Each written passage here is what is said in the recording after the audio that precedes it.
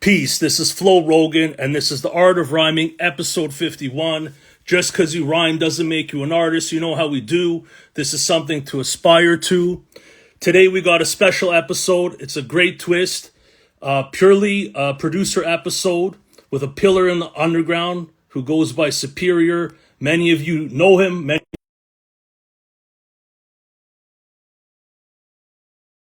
right now, and he should be joining the live any moment.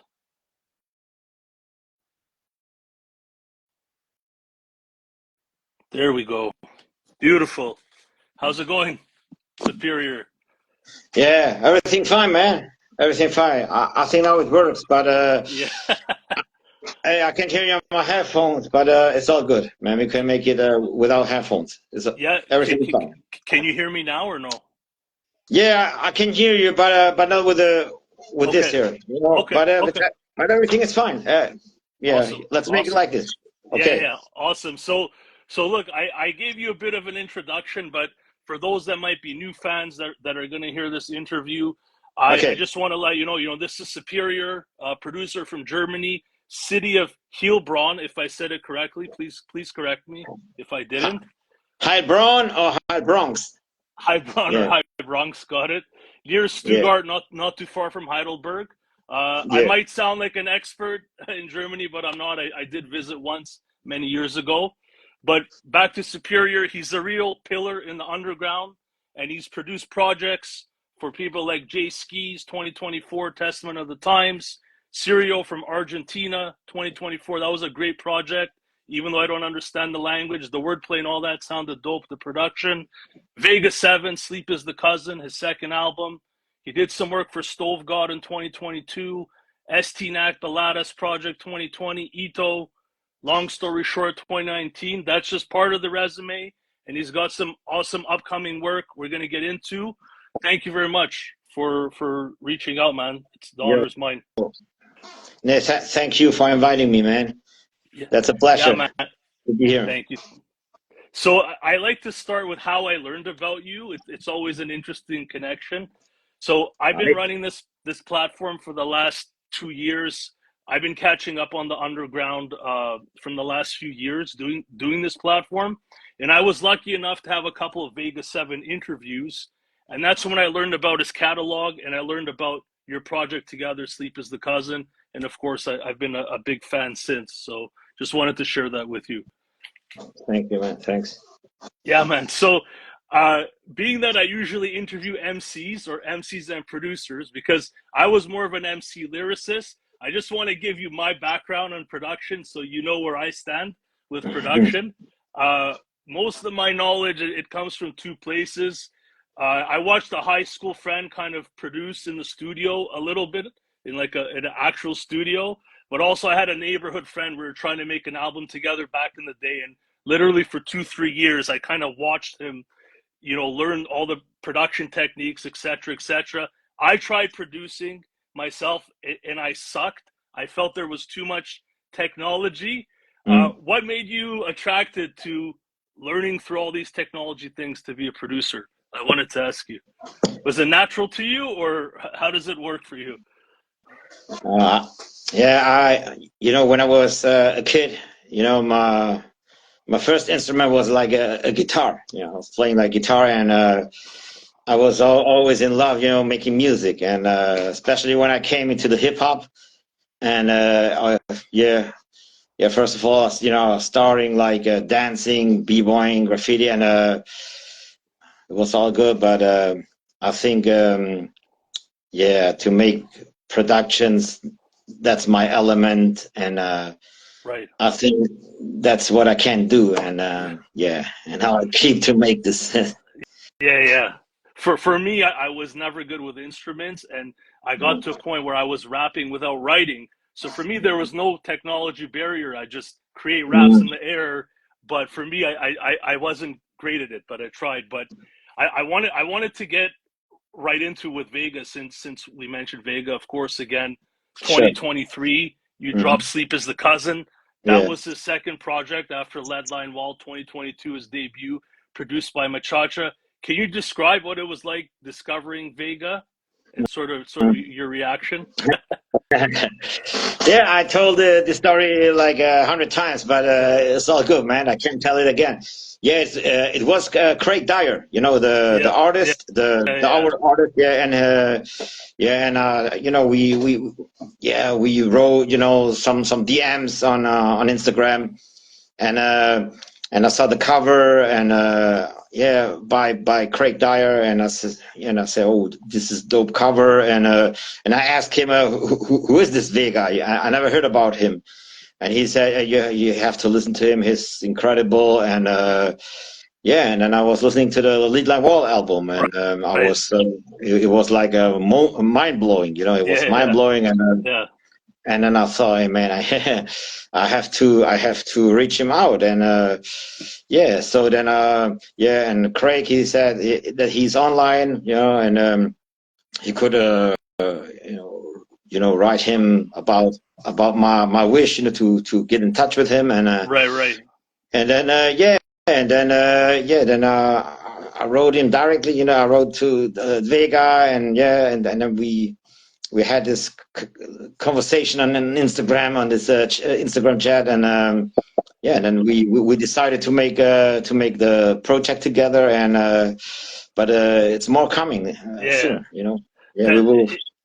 it's dope. But when I interviewed Vega first, he wanted to talk a little bit, learn about me, and I like that he's selective with who he works with. You know, he wants to know what your intentions are. So, anyways, that's my little story connecting with Vega as well. Mm, But I wanted to ask you, you know, did you feel any pressure when you heard the Lead Line Wall, which is an amazing project, to do the follow up project, or mm, you don't really feel pressure no, when you're I never. producing? I never feel pressure because music is like a passion, and it's what I love to do, and I make it with, you know, with love, and but no pressure, no you know. It's you know, it's different if you work, you know, if you work on an, I don't know where, in that's something else, but to me, you know, making music is not Right. working. It's passion, and I have to say, you know, when I make projects, I will drop them when the art decide, okay, now it's the right time, Yeah. you know, I don't want to make like, okay, I have to finish this with a deadline, or I will try to know to I will try to finish a project soon, but you never know. Maybe you are creative one day, maybe another day you're not creative, and whenever it's finished, it's the same thing with a new album with Che Noir. You know, I make an album with Che Noir, and Yeah. yeah, we're working on it, and when it's finished, it's finished. And if it takes more time, then we'll you know, we will work longer on this project, and if not, if we are quick, then we will drop it sooner. So you never I know, you know, artists without pressure. I'm imagining if I was a producer sending someone as creative as Vega a beat, being excited, waiting to hear what comes back. Like you don't know what's gonna come back. Did you have that sort of excitement? Like, what is this guy gonna do with this beat? Or like when you send him something? Yeah, no, you know, first of all, I when I start to work with somebody, um, the first thing that we will talk about is what is the concept of this album, you know. Right. So what is the concept? What are we representing on the album? What Mm, is the story? What is the story behind it? And this is the very first thing that I have to discuss to the people that work with me. got And it. then when we have this concept, and then I yeah, I make this soundscape specially for this Mm, concept, and for this topic, you know, and I start to make the beats for this. But I'm not like I'm not a producer that yeah, you know, if MC, yeah, if he talked to me and say, "Hey, can you send me a beat pack?" I said, "What the fuck do you want from me, man? I don't send beat packs. I right. have Right. to Right. Right. discuss first the concept, and then when we have the concept, then I will create the soundscape for that. But Okay. I don't send beat packs. I never send a beat pack. You know, get Right. get the fuck out of here with this. You know what I mean?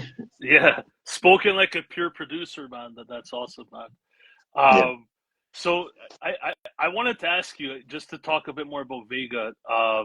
Yeah. You know, even for me, my first language is English. Pretty much. I mean, I knew Russian. I was born in Canada, but I knew Russian when I grew up. But basically, it's English. Okay. And even I have to listen closely to his rap sometimes, right, to understand it all. Do you understand everything he's saying, or does it take time to process what he's Okay. saying? I have to say I understand English much better than when I'm talking. You know, my Okay, English gotcha. when I talk is okay, but I understand much more. Yeah, Um, I'm honestly that I don't get 100% of everything what he's rapping about, but yeah, but you know, Genius and all those platforms, yeah, you can check the lyrics, and yeah, I always do that. You know, if I don't get it yeah, at a moment, then you know, I go on those websites like Genius, yeah. and I read the lyrics, and then yeah, then I get it. You know. Yeah, for me, I'm okay if I don't understand 10 to 15% of a rap sometimes, as long as it sounds good. The rest, if I Okay. understand, I'm good, you know. So I use my imagination for the rest, what Okay. it means. Um, where do you put Vega in terms of skill? I interviewed him in Body Bag Ben, and without hesitation, he put him number one lyricist in front of people he's worked with, like Cool G Rap, Chino Excel, rest in peace, Rakim. I think he did a song with. He put him ahead of all of them. I don't mean to put the pressure on you, but where do you put Vega in terms of all the artists that you've worked with? Mm. Yeah, you should know that rap is you know, is something that people develop on this art. You know, Yeah, you can't compare MCs from late 80s, early 90s with the agree, MCs right now. You know, agree. because they develop. You know, they develop, and Yeah, um, and I will say, you know, back then, Rakim, he was like a state of the art. You know, Rakim. absolutely. I like that When word. State of the art. That's a good word. yeah, he was state of the art at that moment. Yeah, But I have my doubt that he is still state of the art yeah, in 2024. hmm You know what I mean? So yeah, because it develops, rap develops, and right now Vega is one of the best MCs in the world, without a doubt, yeah, 100%. yeah. And I do agree it's kind of an unfair question because music is about different feelings, flavors. You know what I mean? If everything sounded the same, you Mm, know, music wouldn't be fun. But yeah, he's definitely one of the best. One of the things I told him, just based on the concept of Shadowrunner and other songs he's put out, is I think mm, even though it's hard to say who's the best, I think he could be easily one of the best storytellers ever, just because of what he's technically able to do with words that not many are able to. Just so, yeah, mm, I just mm, thought I'd throw that in there. But mm, I'll tie it back to you. mm. I believe you guys are making another album. Did I get it right? Yeah, sure. We will have something in 2025. Got Yeah. So it. yeah. Well, we have to um, talk a little bit more about the concept, Got it. and when everything, you know, when everything is spoken, you know, when everything is when we know everything what is going on this album, then yeah, then we will start. But yeah, but it's Got just it. 100%. Yeah, and let me tell you something about the skills of MCing. You know, because the people they think, you know, it's just lyricism. No, it's not. It's Yeah. lyricism, it's flow, it's delivery, it's hmm everything. It's not Yep. just to have great lyrics and that's it. You Yeah. know. Yeah. So how is the delivery? How is the flow? And when everything is perfect, then you are a really dope MC. But not just why you have dope lyrics. You're the best. You know. No. That's not enough. Yeah. That's not No, enough to have great. I absolutely agree with you. And the older I get, the less I like punchline rap too. I like more like a full song, a full concept, variations in the project. You know what I mean? It plays like a movie. This Mm, is my ideal project, so I'm with you mm, on that for sure. But on the topic of flows and that, I wanted to talk about international rap because obviously you do some production work for artists in Argentina, Syria. You have some upcoming Sammy Deluxe, a huge star in Germany. We're going to talk about it. But I've listened to their music and I can't understand their lyrics, but I can hear their flow. I can hear their cadences. I could just hear how they use their voice, and I could tell it sounds great and they're talented. So that means it's not all about lyrics, like you're saying, right? Yeah. So yeah. So let me share what I know about the German scene. From previous interview I did. Let me know how accurate it is. Feel free to correct me. So Okay. my understanding is hip hop spread to Germany in the early '80s, mainly because of U.S. military presence in Germany through army bases. This I actually got from a post from I Still Love Her, IG. I think it's a German girl that runs the page. Yeah. And I believe Heidelberg was one of the central cities. At least that was from the last guest they interviewed. And he Mhm. said it produced the legendary rap group Advanced Chemistry. And my past guest was actually in their video as a little kid because he used to live in Germany. Mhm. So is any of this accurate? Did I get this right? Yeah, advanced chemistry. Yes, Okay. everything is right. What you said. Yes, that was the beginning in Germany. Hip hop in Germany Yeah. started like you said. Yes, yes. I don't want to do your whole story with hip hop, but when did you start listening? Like I was like, it was like 1987, 88 for me. I was like 7, 8. When did you start listening to hip hop? Just curious too. Very, very soon, man. Very soon when I was a kid, man. But the Germans, they they first started to rap in English. If you Right. if you was rapping in German, back then, then the people they were laughing at you. They say, "Hey, Yeah. why you rap in German?" And Yeah. yeah, and the and the one from Advanced Chemistry Torch, he was like the first one rapping in German freestyles, and then all the other people they try to rap in German instead in English, Yeah. and there was the beginning with Advanced Chemistry, and I think they were the first group rapping in German here, Oh yeah. and yeah, I think so. I think I, so. I, I my previous guest, Money Mowgli, told me they were also the first to do like really like some political stuff a Yes, little bit, yes, yes, yes. So They yeah. they have one track, and that was the first track. It was like um, uh, that they are Germans, but they are still foreigners. Yes, You know what I mean? Because I remember that. Yes, yes. yeah, Yeah. because the parents they are not from Germany. They came to Germany, and then and then they get this German passport, and and they say we are Germans, but we are not Germans. We are like Right. foreigners. They treat us here like foreigners, and that was the song about. You know? Right. They're kind Yeah, of like a voice for immigrants in a yeah. sense, like A voice for treatment immigrants. of Yeah, yeah, yeah, newcomers. yeah, Right. yeah. Got it. They were kids from immigrants, Yeah. and Yeah. they say, Yeah. okay, Yeah. now we have German passport, we're Germans, but we are not. Yeah. Yeah. So in Canada, I mean, we had like local rap stars in the '80s. Mm. Luckily, we most people in Canada speak English, but it took many, many years for people to be proud to say they're from Canada. This is many years. So Mhm. yeah. Um, so you told me you came in second place in a DJ Mm. contest in Germany, right? Yeah, Which is yeah, a yeah. competitive style of music. You want to tell us a little bit about that time period? Yeah, there was in the 90s. I think it was the late 90s, and I was in the in this competition, and I was in the final, and and I did a great show in the final.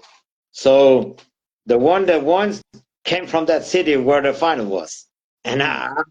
I think that was like, you know what I mean? So rip off stuff. So I think I was much better than him, Right. but he wasn't. He was from the city, and he Got knew it. all the judges, and you know how it is, politics. And Yeah. but it was great. It Yeah. was great that I didn't want it, because if I would win this championship, maybe I was then more a DJ than a producer. But I think I'm a better producer than a DJ. Right. So it's all good, you know. This is like destiny, you know.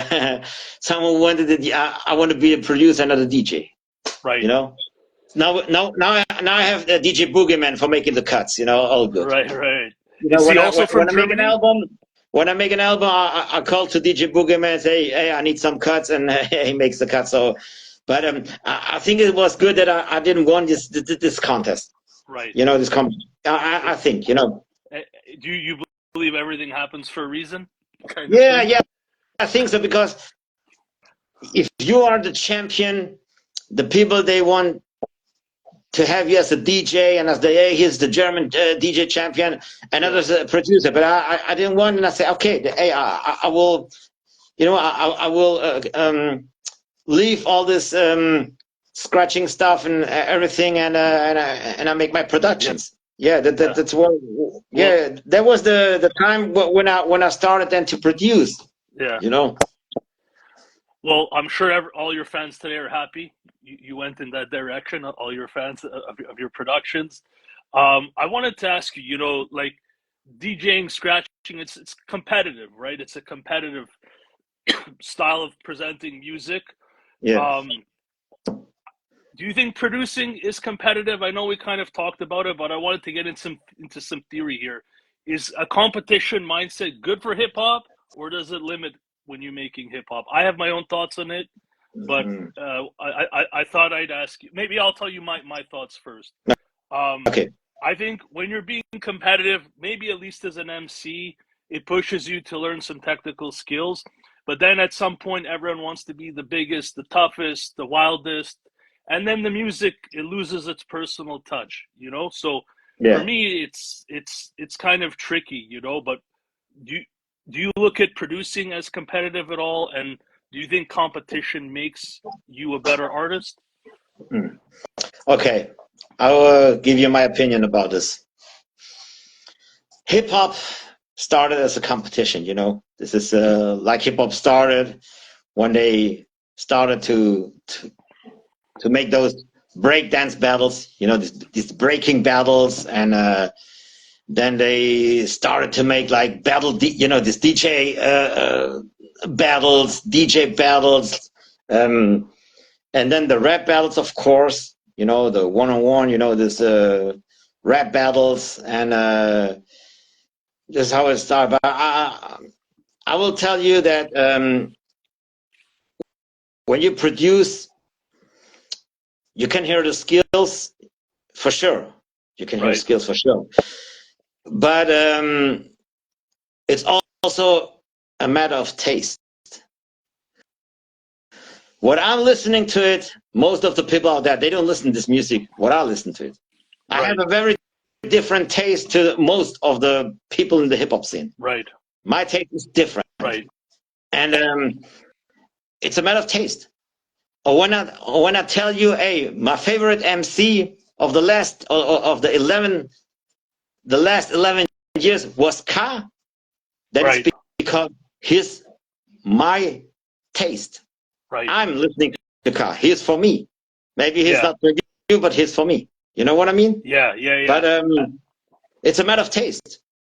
It's So also a matter of taste. I have a whole section on Ka. We're gonna get there, I promise, and I'm Okay. looking forward to that.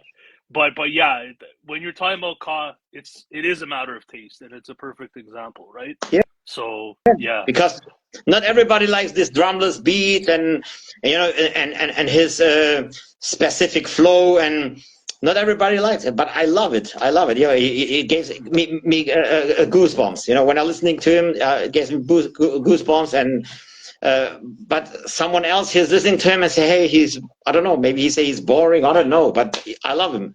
I love yeah, his music, and yeah, he's my favorite MC last 11 years. Yes. Yeah, yeah, yeah. And we got a lot of RIP cause, of course. So we're definitely gonna have a whole segment on him. I wanted to go back to the German rap scene. Okay.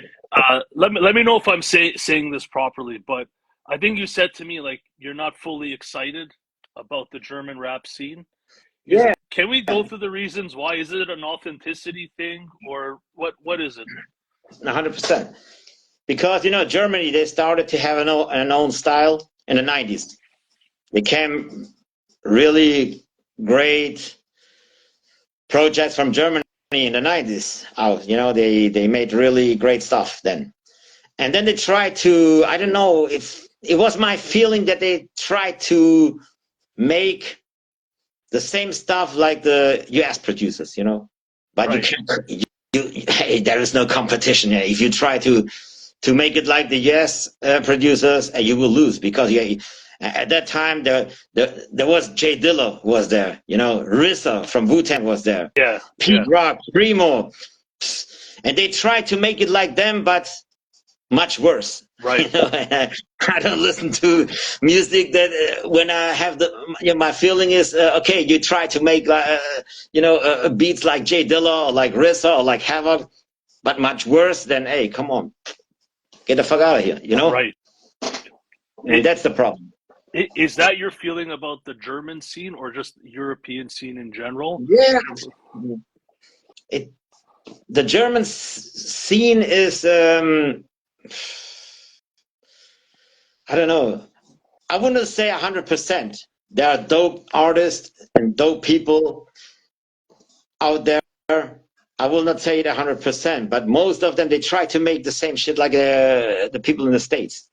You know, Yeah, they yeah. I don't have, mean, even but they oh, had a sorry, whole, go ahead. they had their own style. They had their own style. If you listen to the stuff in the 90s, they had their own style, Yeah, but they don't have it anymore. They don't have it anymore. They try to make the same shit like the US people.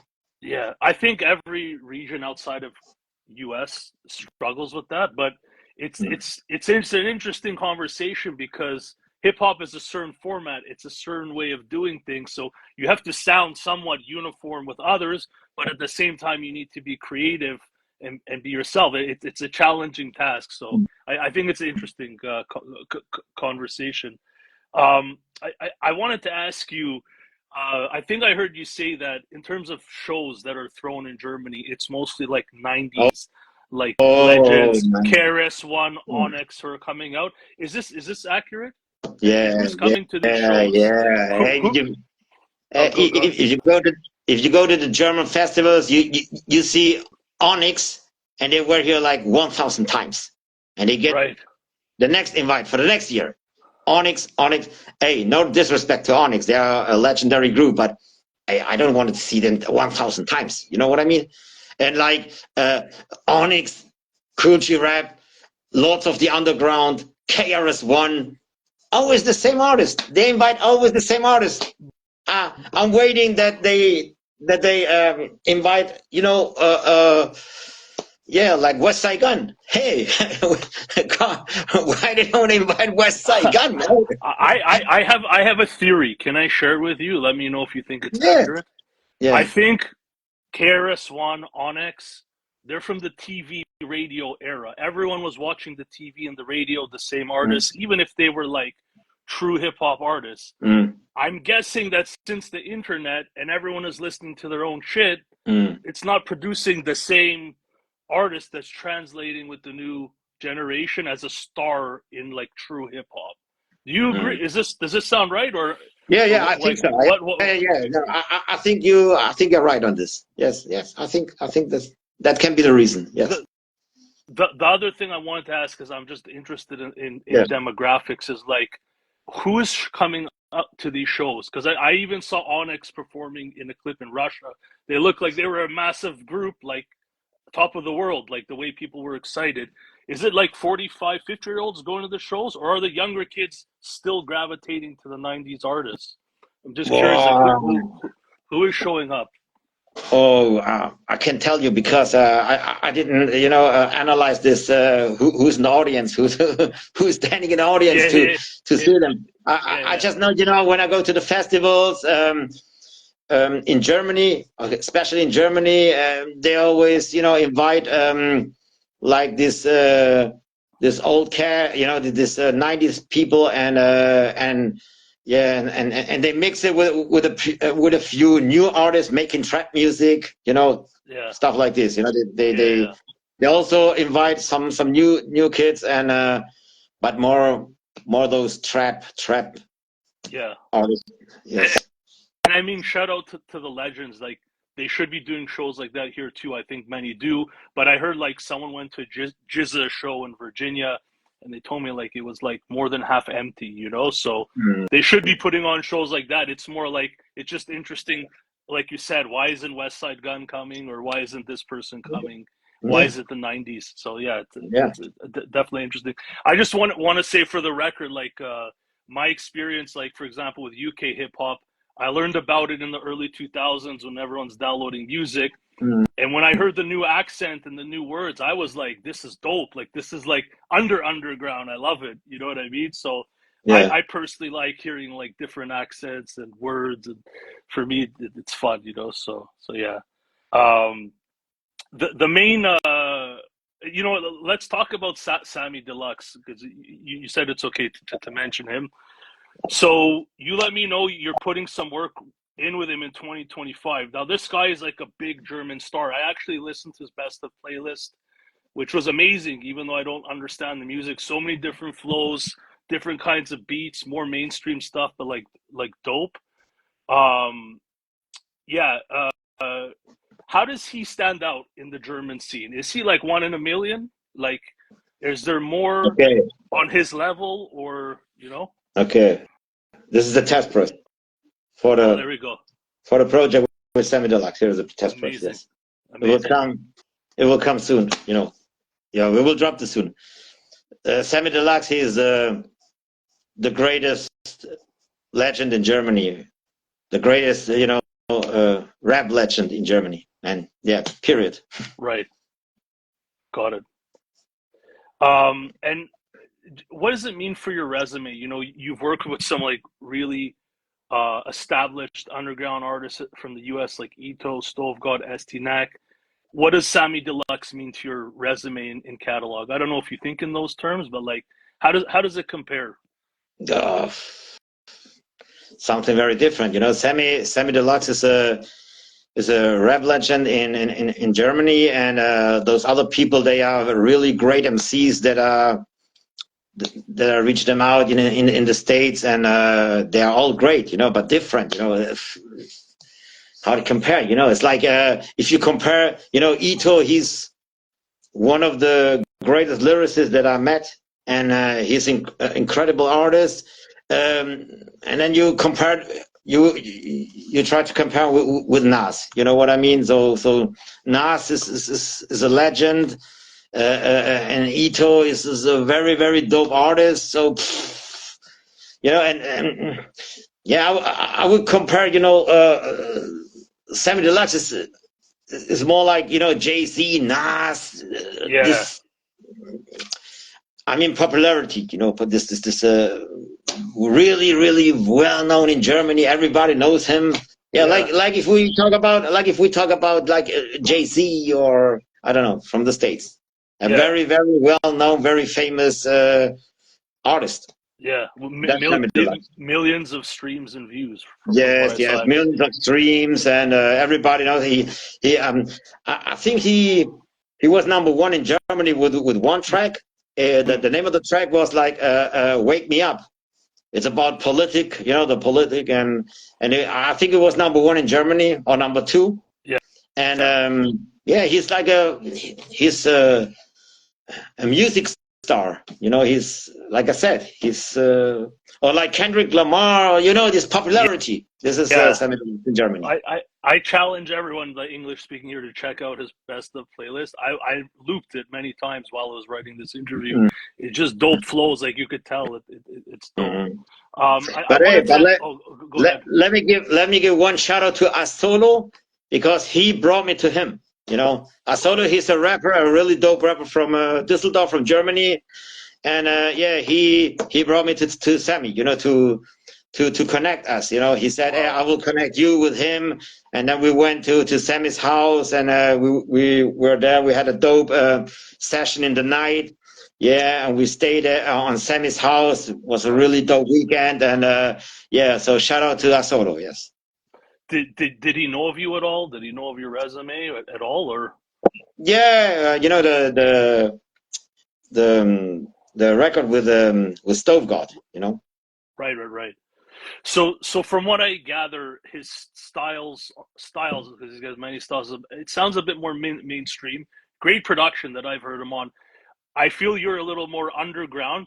Is Superior changing things up for Sammy? Some new, different tricks, or Sammy's taking your sound? Not even for Nas or Jay-Z. I will never change something. Never, never ever. Oh. Never ever. You know, if someone want to make music with me, it doesn't matter if you are the, you know, if Michael Jackson would be still alive, and he would say, "Hey, can you change your style, your beat?" I'll say, "Hey, I'm sorry, Michael, but Superior beats have to sound like Superior and nothing else." Yeah. You know, no, it doesn't matter. I never feel like take something. if you're serious about what you do, at some point you have to put your foot down and say, Yeah. "This is what I do." I agree with you. They're just reading Vega's comment. The fact that I will never change ahead. something. Okay, no, yeah, check it. What do you want to check? What would I say? The fact that an MC's popularity is comparable to Kendrick out in Germany, has a song covering politics, social culture issues, is absolutely amazing, man. Yeah, I'm still fascinated by the spread of hip hop, even though it's been everywhere. It's still fascinating to me. So I picked up from your Abyss interview. Shout out to Abyss, fantastic episode. That you speak Spanish as well. I think your parents are from Spain. How did you choose to work with Sirio? If he's from Argentina, right? Yes. Sons of Superiors. That was a great project. I thought that was some of your best production. Yes. I can't understand the lyrics. Again, I listen to the flows, the spaces between the words. How did that come together?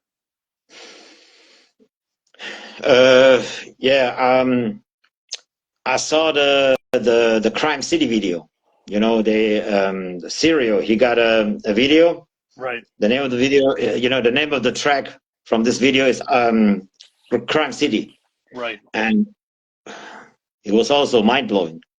I never heard someone in Spanish with this skills, with this flow. He reminds me a little bit of Rock Marcy in Spanish. Got it.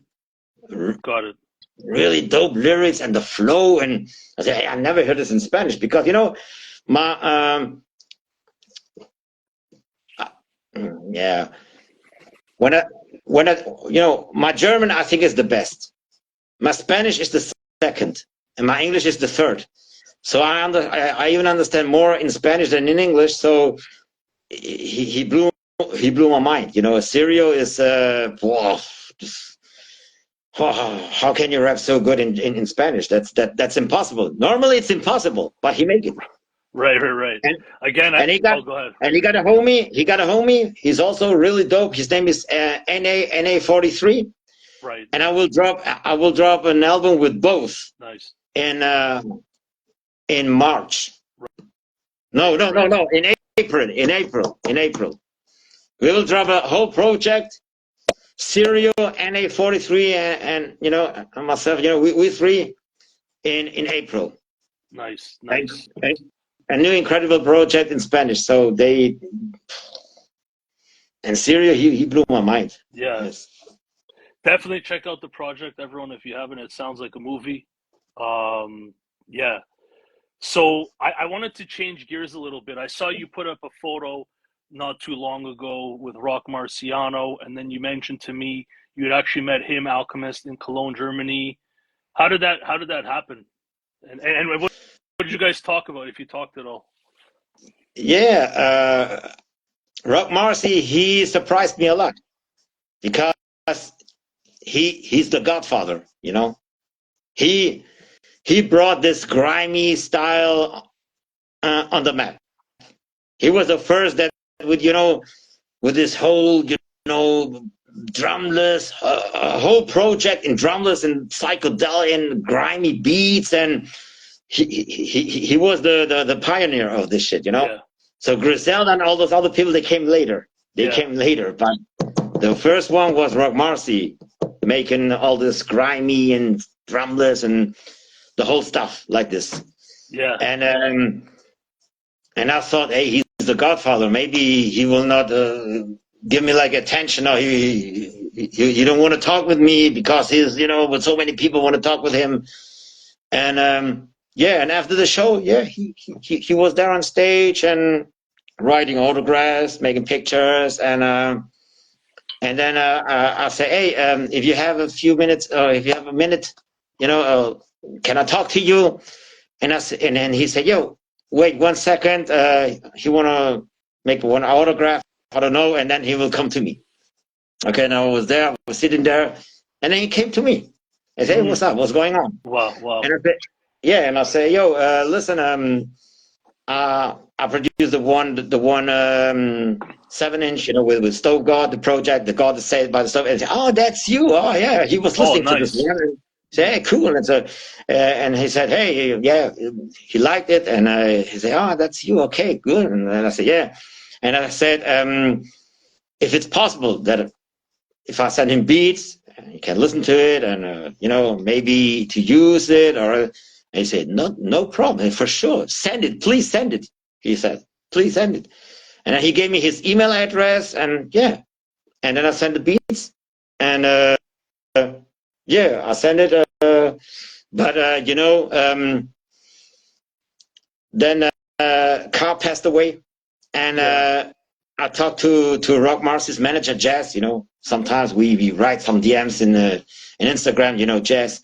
You know, I write with him, and I said, yo, like it was like three weeks ago. I sent to Rock Marcy some beats, and if you can make a favor and ask him what about these beats, and he said, yo, listen, yo, Carl, he passed away. He was a very big bro, you know, homie, you know, Marcy, and I have to, you know, to be patient, and yeah. So I said, yeah, all good, it's everything fine, and yeah, let's see if he answers and if he digs some beats, and we will see. Yeah. Nice. You talked to Alchemist too, or? Yeah. Alchemist was there, and I told him that you know, he was at a 5th anniversary from Tough Kong Records in Amsterdam, and I was also invited, but I had no time. It was very, to me, it was impossible to go to Amsterdam, and I told him that yeah, I was also invited to you know, to go there, and then he said, yeah, Domenico from Tough Kong, he's his homie, and he's also his homie, and said, yeah, but next time when maybe we'll meet us in Amsterdam and another anniversary or another event, yeah, we will see. Got it. So yeah. Got it. And I talked to Animus, and Animus, he's really, really cool. He's one of my favorite producers. I like his soundscape very, very much. He's incredible, Animus, and he was there too, and yeah, he's really, really cool. So I wanted to continue talking about producers, and we talked in the DMs about copycats that we feel. Well, I feel there's a lot of great. I usually talk about MCs, a lot of great MCs, but sometimes you walk away feeling the same impression from the project, even if they rap a little differently. But I think you also felt like a lot of people are copycats. So I wanted to ask you, going back to producers, there was a time where the biggest producers had a very identifiable sound. RZA, Premier, Pete Rock, Timberland, Dre. I mean, it all sounded completely different. Yes. I'm not sure I get the same sense from all of the underground today. Of course, I'm catching up on a lot of stuff. Do you agree with this? And do you think it's important to have your own sound today, or just do a little bit of everything? Like, what's your thoughts on producers today? A producer is an artist, Right. and you have to make your own style. If not, Right. you're like a copy paste dude. I don't need a copy paste dude. I Right. want to hear the original. Right. I want to see, or I want to hear the original, and not like a copycat, like a copy and paste. Right. So yeah, you have to make your own thing, your own art. You know, like Picasso back then when he was painting. Yeah, he Right. made his own style, and that's a real artist. Right. If you don't have your own style, you're not an artist. Right. You're not an artist. So what? Making copy paste.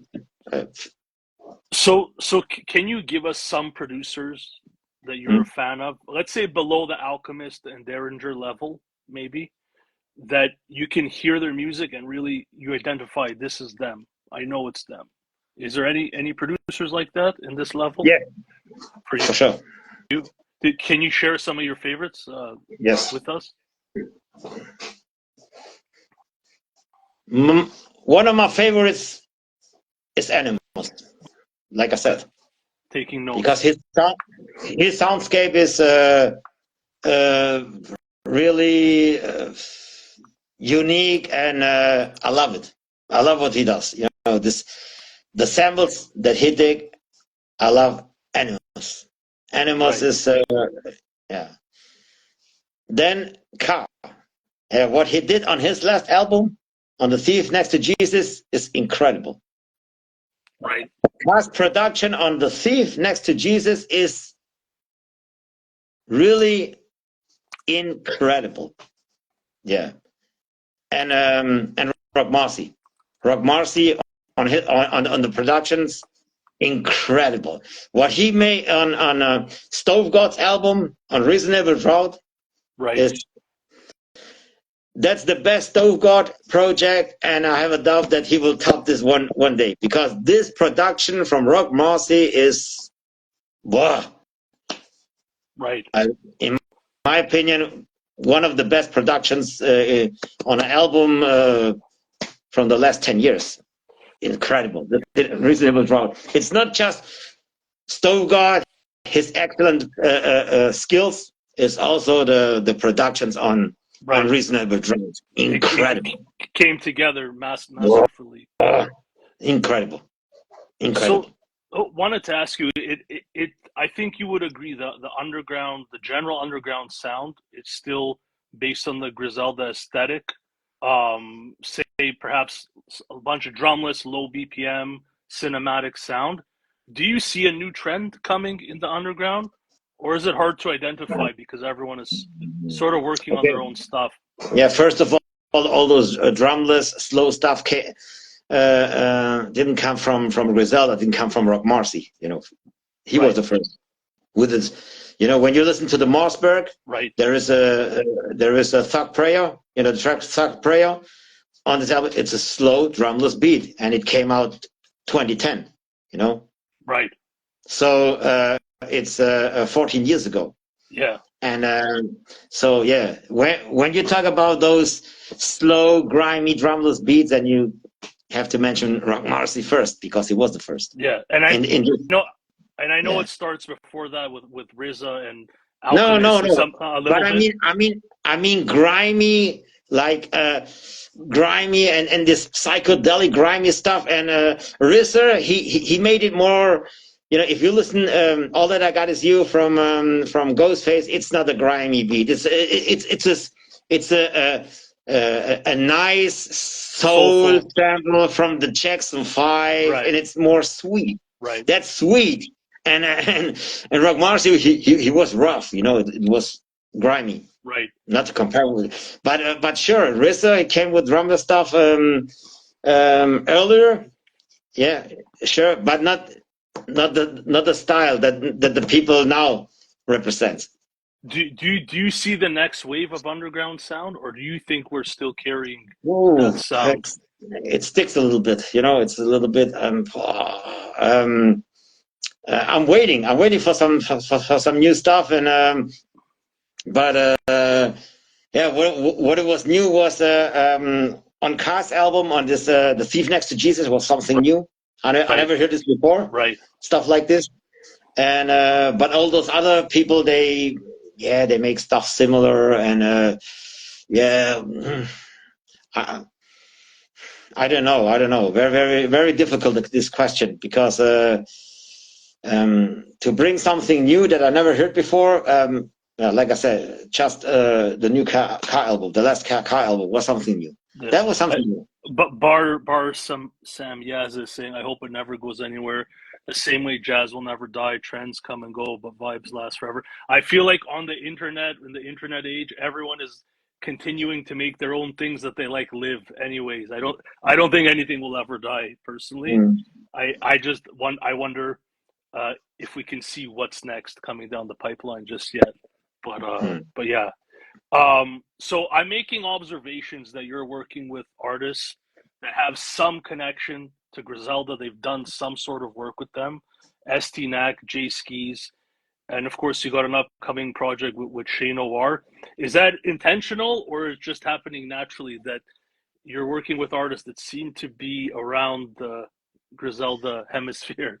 No, it doesn't matter if you've associated with Griselda or not. Or I work with dope artists, and some artists, they are well known, and they are maybe in crews like Griselda or Drumwork or Trust, or but it's not that I just want to work with people from those well known crews, Right. If you are really dope and you blow my mind, then yeah, we can work together. So nice. But you have also be a cool guy. The chemistry have to be good. Right. If our chemistry is not good, if you are very skillful but you are like an asshole, that hey, I'm leaving. See you in the next life. Yeah. It's not worth the energy drain, right? Yeah. Do you want to tell us more about the Shane AOR project, or how it came together? What's going to happen there? Yes. Che is also one of the best lyricists, no matter if male or female, or I don't know what more gender there are here in this world. Doesn't matter. She's one of the best lyricists in the world, and she's incredible. And she's also a perfectionist. She wants everything perfect, and that's why we work on this, and let's see when we will finish it. But till it's not perfect, we will not drop it. So she's she's cool. She's she's incredible. She's incredible. From all those women, with a mic. Yeah. She's my favorite, without a doubt. She's number one. I feel when you like artists like Ka, when you put him in high regard, Shane AOR, you're like a real hip hop fan. Like, you like everything that hip hop is possible of, not just the shiny parts of it, So yeah. Do you ever find really dope MCs that you think are great, but you want them to build their resume a bit before you'll work with them or build their following? Or will you work with anyone, even if they have 500 followers, but you hear them and they sound amazing? Yeah, it was like with Vega. Vega, he I don't care about numbers or how well known. Okay, if you are really dope and you are well known, what should I do? I wouldn't tell to them, okay, you are well known, I don't want to work with you. No, I also work with well known people, but you know what I mean? It doesn't matter what numbers you have. It doesn't matter. So, and when I heard Vega, he blew my mind, and I say, hey, I have to work with him because he's too good. He's too good, and that was the reason why I wanted to work with him. Yeah, and then I find out that he's a very, very cool guy, very, very, very, really good person. We talked on the phone, and I realized, the person Vega is also dope, not just the skills, also the person.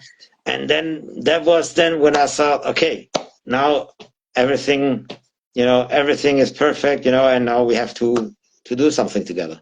Yeah. Some of my most interesting guests, but the most interesting styles are like 1,000 followers and under, to be honest. So, and anyone can make great music for sure. How are you doing for time? Are you okay to keep going? Yeah. I have time, man. I have time. I have Dope, to. dope, dope, dope. All How's good. All everyone? good. I just want to shout out everyone. Take a moment here. We got Who Cares Loke joined, Bars Samyaza, Chaud Rap Zach, thank you for joining. I don't know if Vega's still in here. Golden Arms Kid, thank you for joining. Um, so someone asked actually if you have anything new with Estee NACK in the works. They were a big fan of the Baladas project from 2020. Anything new coming up or? Yeah, we want to drop Baladas too, but yeah, send him the beats for this project. I don't know if it was like 2 months ago, and but he's very busy, and I don't know. So, hey, if he's ready, all good, because he got the beats, and I told him if he want to have other beats, but he didn't respond right now, and but it's all good, I don't wait, if he takes his time and he needs time, maybe 1 year more, or I will drop other projects, and whenever he's ready, then yeah, let's do Baladas too. Yeah. Yeah, So all good. whenever the time is right. I know you have fans that Yeah. are excited for that possibility. I don't I don't wait for nobody. Right, I will not wait for nobody. Nobody. right, I make my stuff, and first come, first serve. If someone is right, faster, then I will drop that album first. And if right. someone take too much time or too many, then I'll say, okay, then let's drop this 2030. I don't have a problem. So Do you ever get into personal conflicts no, with artists, or no. everyone you've worked with sort of understands? All good. It's It, all good, man. It's all good. right, And also with Estee, man, he's also a very cool guy. He's cool, but maybe he told me that he also have other projects in progress, and I respect it. right, He got some other stuff to finish, and it's all good, man. If he need time for finish it, so I'll let him. I'll let him do the stuff that he has to do, and I don't want to make pressure. right, Same with right. you. No, nobody can make pressure to me too. If someone tries to make pressure, hey, It I ruins would say, everything creatively. yeah, I would say, get the fuck out of here. I don't want pressure. You know, Yeah, uh, music or hip hop is passion and not pressure. So yeah. right. I wanted to get back, going back to production. Again, I tried producing for a month. I didn't enjoy the process. I respect producers, but I wanted to ask you, when you're innovating, do you hear something and then you say, maybe I'll try this in my sound, or are you just innovating from like inside what you do? How does innovation look for you when you're testing No, out new skills, techniques, things like this? no. Like I said, I have to discuss the concept, and we can talk about Sons of Zibaris. That's a very good example for But this. You know. I'm talking about production wise, like when you're Yeah, trying to production. Yeah, experiment. production Okay. wise. Now I will Yeah. give you the example with the Sons of Zibaris. Okay. Okay. So first of all, I will. We discussed the concept, and Sirio, he told me that what I think about to make something about this Greek mythology, this Greek history, from back then, when Jesus, a few years later, all this history from the Greek, Right. and I said, oh, that sounds good. That sounds good, and that's the city of Sybaris. And Sybaris, this city got a very interesting story. Right. It was yeah, there was a war in this story, and very rich people, and then there came a king in this city, and it's a very interesting story. And then I was reading about Sybaris Sibaris, everything, what happened in Sibaris, what was the history exactly. And then I thought about a soundscape. Hey, and you have to make something epic, like monumental shit, this epic beats, and to get some samples from old Greek movies, and like Hercules, the Hercules, this strong guy, and all this Greek stuff, and and then I started to create this soundscape. So then it was easier to me to get the soundscape. So you start big, and then you sort of drill down into the finer Because I techniques know of what you exactly. do. I know all the sources, from all the samples. I know all these groups, all these styles, and I know where I can get the samples from which source. Right. So and then when I know, okay, this is the concept, this is what we want to make on the album, then I go to this and that sources what fits on the concept. Right. This is how I work. Got it. That's interesting. And do you like to send the whole soundscape together? I know an artist, Shoddy, who's working with well, I know someone that's working with someone that's they've sent them the whole production and said, "Here, write the story." You ever do that? Yeah, you know what is very interesting? You know what's very interesting? When I made the Sons of Sibaris with Serial, I sent him 13 beats, okay? Yeah. 13, okay? 13. Yeah. And there was one beat that we were not exactly satisfied. Right. For the project, soundscape wise. Right. It was not the sound on that one beat that represents this soundscape. Yeah. So then we agreed that, okay, we have to put this out, this one beat. But he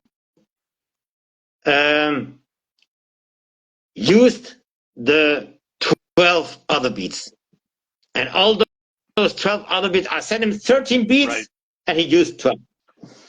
And that's the soundscape on Sons of Sibaris.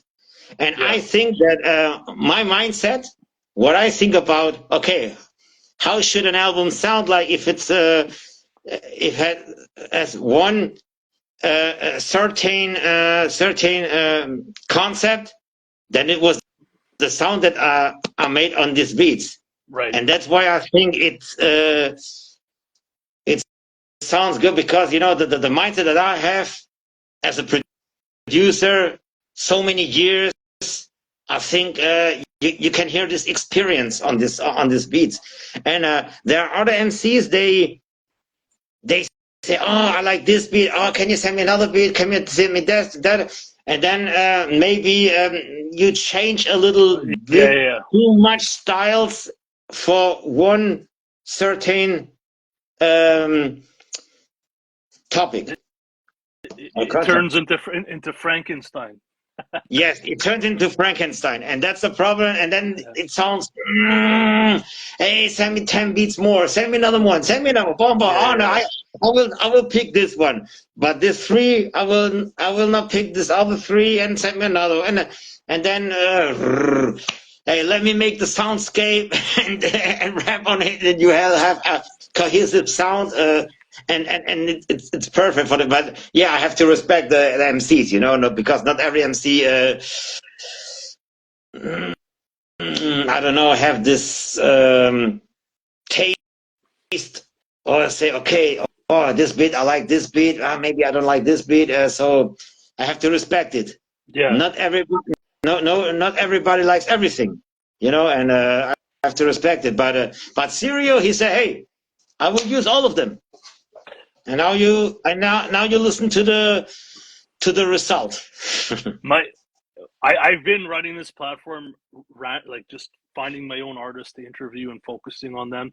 My favorite album this year, most played, is called Am I Aliens by Shawty Mowgli. A lot of you might not know it. They're from Miami. But the main reason why I love the album is the transitions and just the vibes and the way the drama flows from beginning to end. I can listen to it almost entirely without my trance being broken. How important is transitions to you? Like to me, if you have two projects and the beats are on par, the raps are on par, but one of them has transitions between songs, that one will be the better album for me. I think they're important. Is it important to you? What do you mean with transitions exactly? Just like interludes and like the way it connects all the songs together, the in between stuff, not just like the song stops, the next song starts. No, it depends. It depends. I have the same opinion, but I have to say, on long story short, with Ito, there is no interlude, nothing about, nothing with this. Right. But I think it came also great because one track finished and then the other starts, but it also is it's also like a movie. Yeah. If you listen to this tracks, the one and then the other one and the other one, I think on this album was not necessary to make interludes. Right. Yeah. True. Sometimes the sudden change is what's needed. Yeah. It depends. It depends. But normally, yes. Oh, go ahead. Sorry. Now I would say, but I agree. Now, because it was my first project. Right. On this, with this grimy music and in this scene, it was the first one. And but now, after that, all the albums, they had all these transitions, all this interludes and all the stuff. Yeah. Because the next one was balladas. You can hear it on every track and with all this stuff and. Yeah, and then I started to make all these transitions then on the next albums. But when I listen to this, long story short, there is nothing missing on this. Got it. When you've worked with a lot of great MCs, as a producer, do you ever find that you have to give them input or feedback, or they're just always. You? Always. Oh, you do. Always. What kind of feedback do? Can you give us some examples of what working with Superior, what might happen? Yeah. Maybe when I send someone like a very sad beat, I want to hear this sadness when he raps. Right. And maybe, okay, I'll listen to it and I don't feel this sadness. Right. And I say, hey, can you give me some more emotions, man? Right. Yeah. You have to think about something sad and bring this sad emotions into the beat. Because emotions is everything. Yeah. Emotions that's why K is my favorite MC, because he gave me the most goosebumps in the last 11 years. Right. His emotions are untouchable. So that's why he's the number one, because emotions is number one for me in music. Emotions number one. Yeah. And everything else, skills and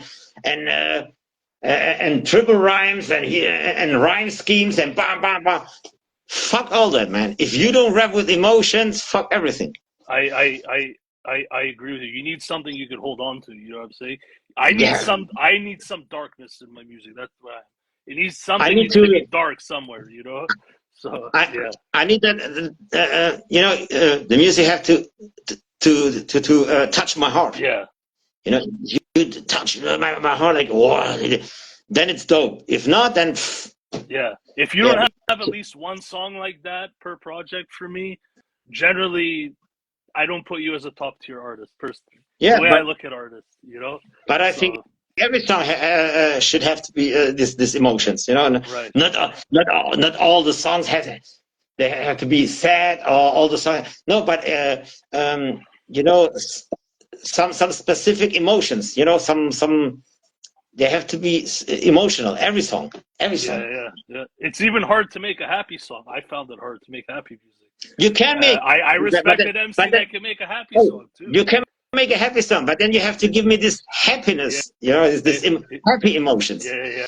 But without emotions, is in my opinion, I have to listen music. Just with emotions. So we're gonna get into COD in 1 second. I just have one more comment here. I'm transparent in that I've been a fan since the '80s. There's years where I dig for music. There's years I pull back and I just watch it from a distance. The last several years before I started this platform, I was watching things a little bit from a distance. I typically these days I don't listen to like coke rap stuff like that unless it's done extremely well or something new is brought to the table. When I tapped into your tracks with Stove God, the harmonizing was very catchy. Of course, his lines are catchy; they stand out. Can you tell us how you guys linked up and where was he at with music when you connected? What you saw in him? Mm-hmm. Can you share that with us? Yeah, for sure. With Stove God, right? Yeah. Okay. I was listening to Marcielago Right. from Rock Marcy. Right. And then I was listening to the track Puff Daddy. And on Right. this track, Stove God is featured. Right. And then I recognized, the skills. Right. And his specific, his delivery, how he delivers. Right. His delivery was, I never heard this stuff like this before. And how he made the hook. Right. The hook, and I said, "Oh, hey, this guy is something different. I never heard this before." Right. To make hooks like this, Yeah. never ever. For that And topic too. how he delivers and bah, bah, bah, bah, bah, his flow and everything was different. And I say, I have to link up with him. Right. And then I went to his Twitter. Right. And there was the email address. And then I wrote him and I sent him a few beats and he wrote me back, "Wow, this is dope. Hey, nice. Hey, cool." And he said, "Oh, that's great. Great stuff. And if I have an idea, to work with him." And I said, sure that I have idea. I always have ideas. And then I told him, yeah, let's make a project together. Right. And we will drop this through Tough Cock Records. Right. Because that was my label at this time. All the project I released at that time was through Tough Kong Records.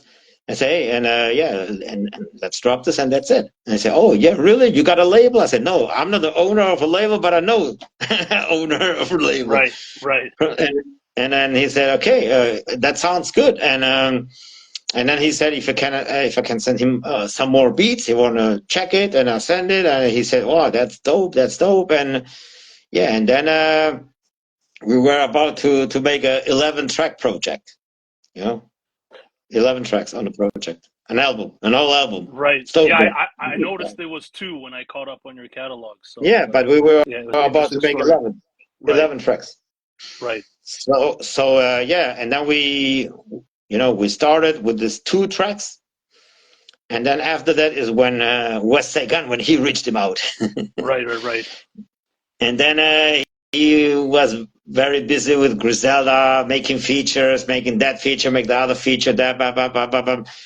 And then I told him, we talked on the phone, and then I asked him, hey, so what about the next track? Yeah, he will record it. But if you was listening to what I told you, is that I don't wait for nobody. Yeah. And it took so long. We were like, I don't know if it was like 2 years. We were like 2 years, back and forth. And what about this project? When we finish this project? And then I had a phone call with the owner from, from Tough Kong. Right. And then I said, hey, I don't want to wait anymore. Mm-hmm. And then he said, okay, if you want, let's drop these 2 tracks, and that's it. I said, yeah, Well, that would be my wish, to drop these 2 tracks, and that's it. And then we dropped the 2, yeah, and then we dropped it, and that's it. Both are complete fire. Thank you. What when you work with like artists of this caliber, or you spot them, I mean, Stove God, I mean, NACK's been doing this for a long time, Ito too, but do you spot something in them, like Stove God, that wait, this guy can take off, or Vega can take off, or is it impossible to like calculate who's gonna start doing shows and who will really go on tours, and like, do you see this qualities in people based on your experience? Okay, Who will really take off and who yeah, might not? we have to say that skills wise, all the MCs that I work with, they have really, really great talent to be a superstar, to Right. be a really a superstar, all Right. those people. But it depends on what team is around you. What people are working with you. Right. Or are you working with a major label? Are you working with an independent label? Are you working with a big agency? Are you Right. making everything yourself? And this is very important to get a really big audience. If you want to be a big star, maybe you have to work with a major label, or you have to work with a big agency, and they can support you. They can, they have more money to pay the promotion and everything, and then it's more possible to get more audience. But if you are independent, it's very difficult to get to be the next superstar. You know what? From artists I've interviewed, I'll interview an artist at any level, but and I was an artist for years, mostly trying to be a great artist, but not really understanding the business, this and that.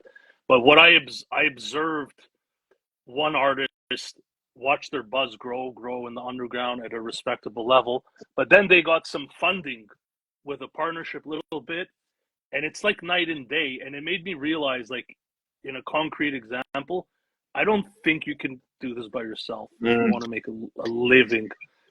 Maybe I'm wrong, but this is my impression, and I don't know how you feel. Best example, Stove God. He's a really, really great artist, very, very skillful. He's very dope. I mean, I only work with the best, Right. I only work with the best artists in the world, Right. But he's very, very skillful. But he is with West Side Gun, with Griselda. Right. So that means, okay, West Side Gun got good promotion, got good, you know what I mean? Yeah. He's a good businessman, and then the Reasonable Drought came out through Conglomerate Records. Conglomerate Records is the record deal from Busta Rhymes. Okay.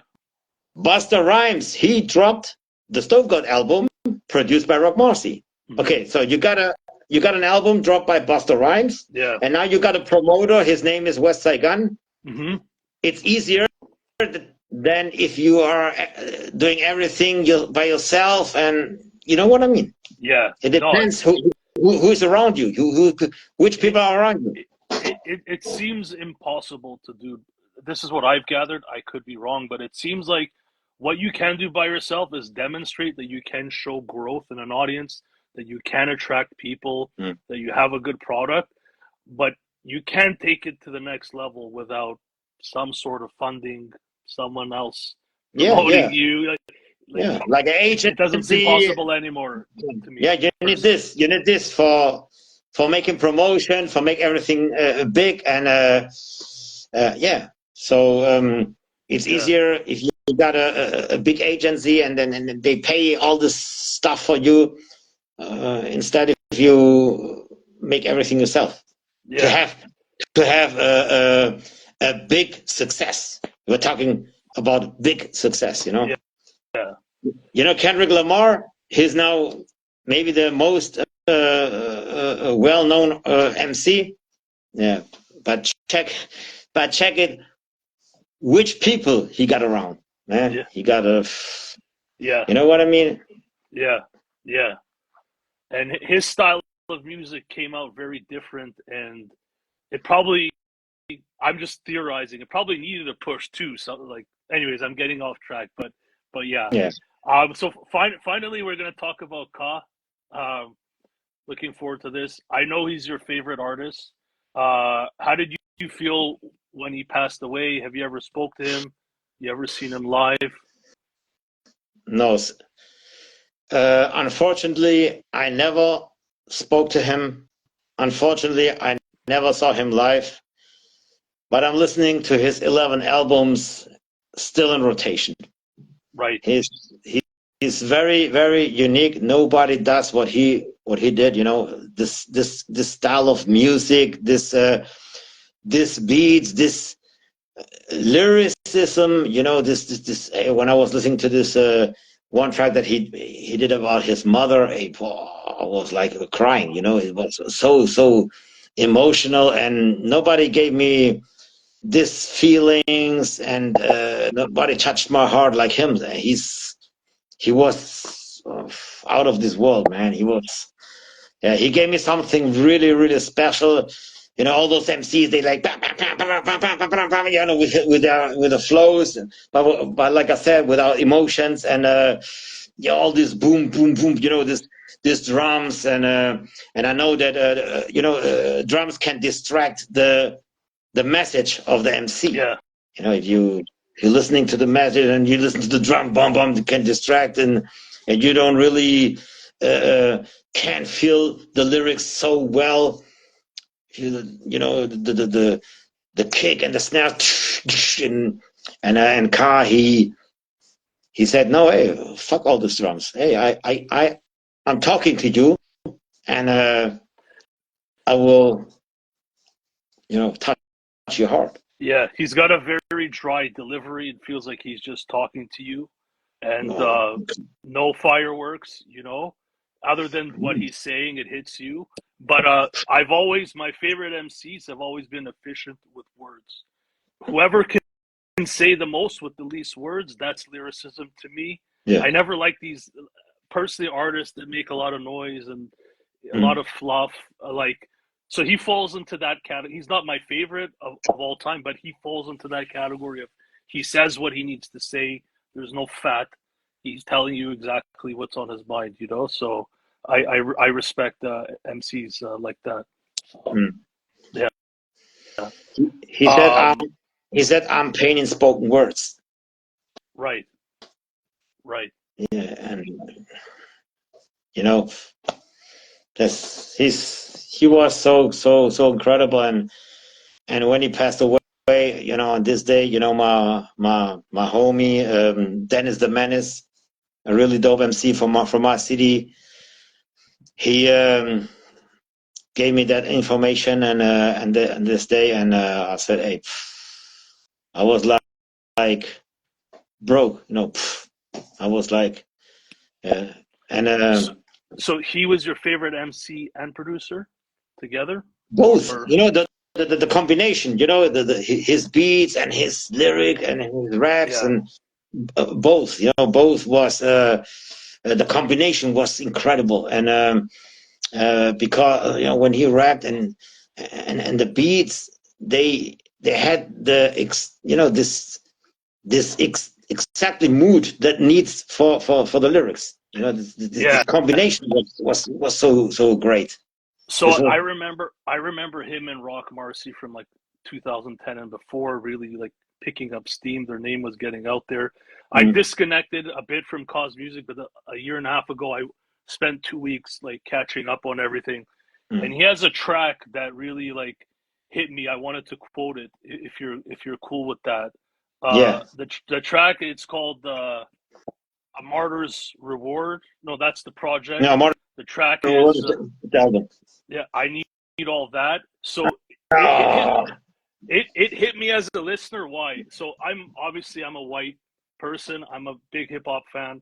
I think I'm respectful, but he still said words that you need to listen to, and it hit me. And I want to quote those words because the way he said it in his dry voice, it just hit me. This was the chorus. I want everything they took, my culture, my music, my look. They look how we grate, how we speak, how we cook. I want everything they stole. My braids, my waves, my gold, my chants, my dance, my stance, my soul. I want back everything they claim, my glory, my story, my reign, my divas, my Jesus, my credence, my name. I want back everything they scanned, my rights, my spice, my land, my ride, my pride, my tribe, my fam. I can't fall back. I need all that. When he said it in the dry, like that shit, like hit me. I played that song many times when I landed on it. yeah, this is Um, incredible. yeah, This is incredible. You know, this lyrics are incredible. yeah, Yeah, and I remember, yeah, and I remember when he passed away. Like with Dennis the Menace, the MC, and I got another really big homie. His name is Jules. right. Jules, and we three we are the biggest fans, car fans, and who we were, talking on phone was like crying, hey, man, this cannot happen, man. Why he died, and yeah, and we are the biggest car fans, and yeah, and I remember, yeah, I talked to these two great homies, persons, Jules and Dennis, and we were broke. We were like, Yeah, had it was very very sad, man. This was so. Oh man, I still can't believe that he's not here anymore. yeah. Gone too soon. Yeah. What do you think his legacy is? I think he got much more supporters and fans that we think, Mhm. because he made this pop-up shows. This pop-up, this Right, when he go like into a building, and then he sold himself all his projects, giving autographs, and he posted the video, from right, from how many people went to this pop-up shows, and how many people went there.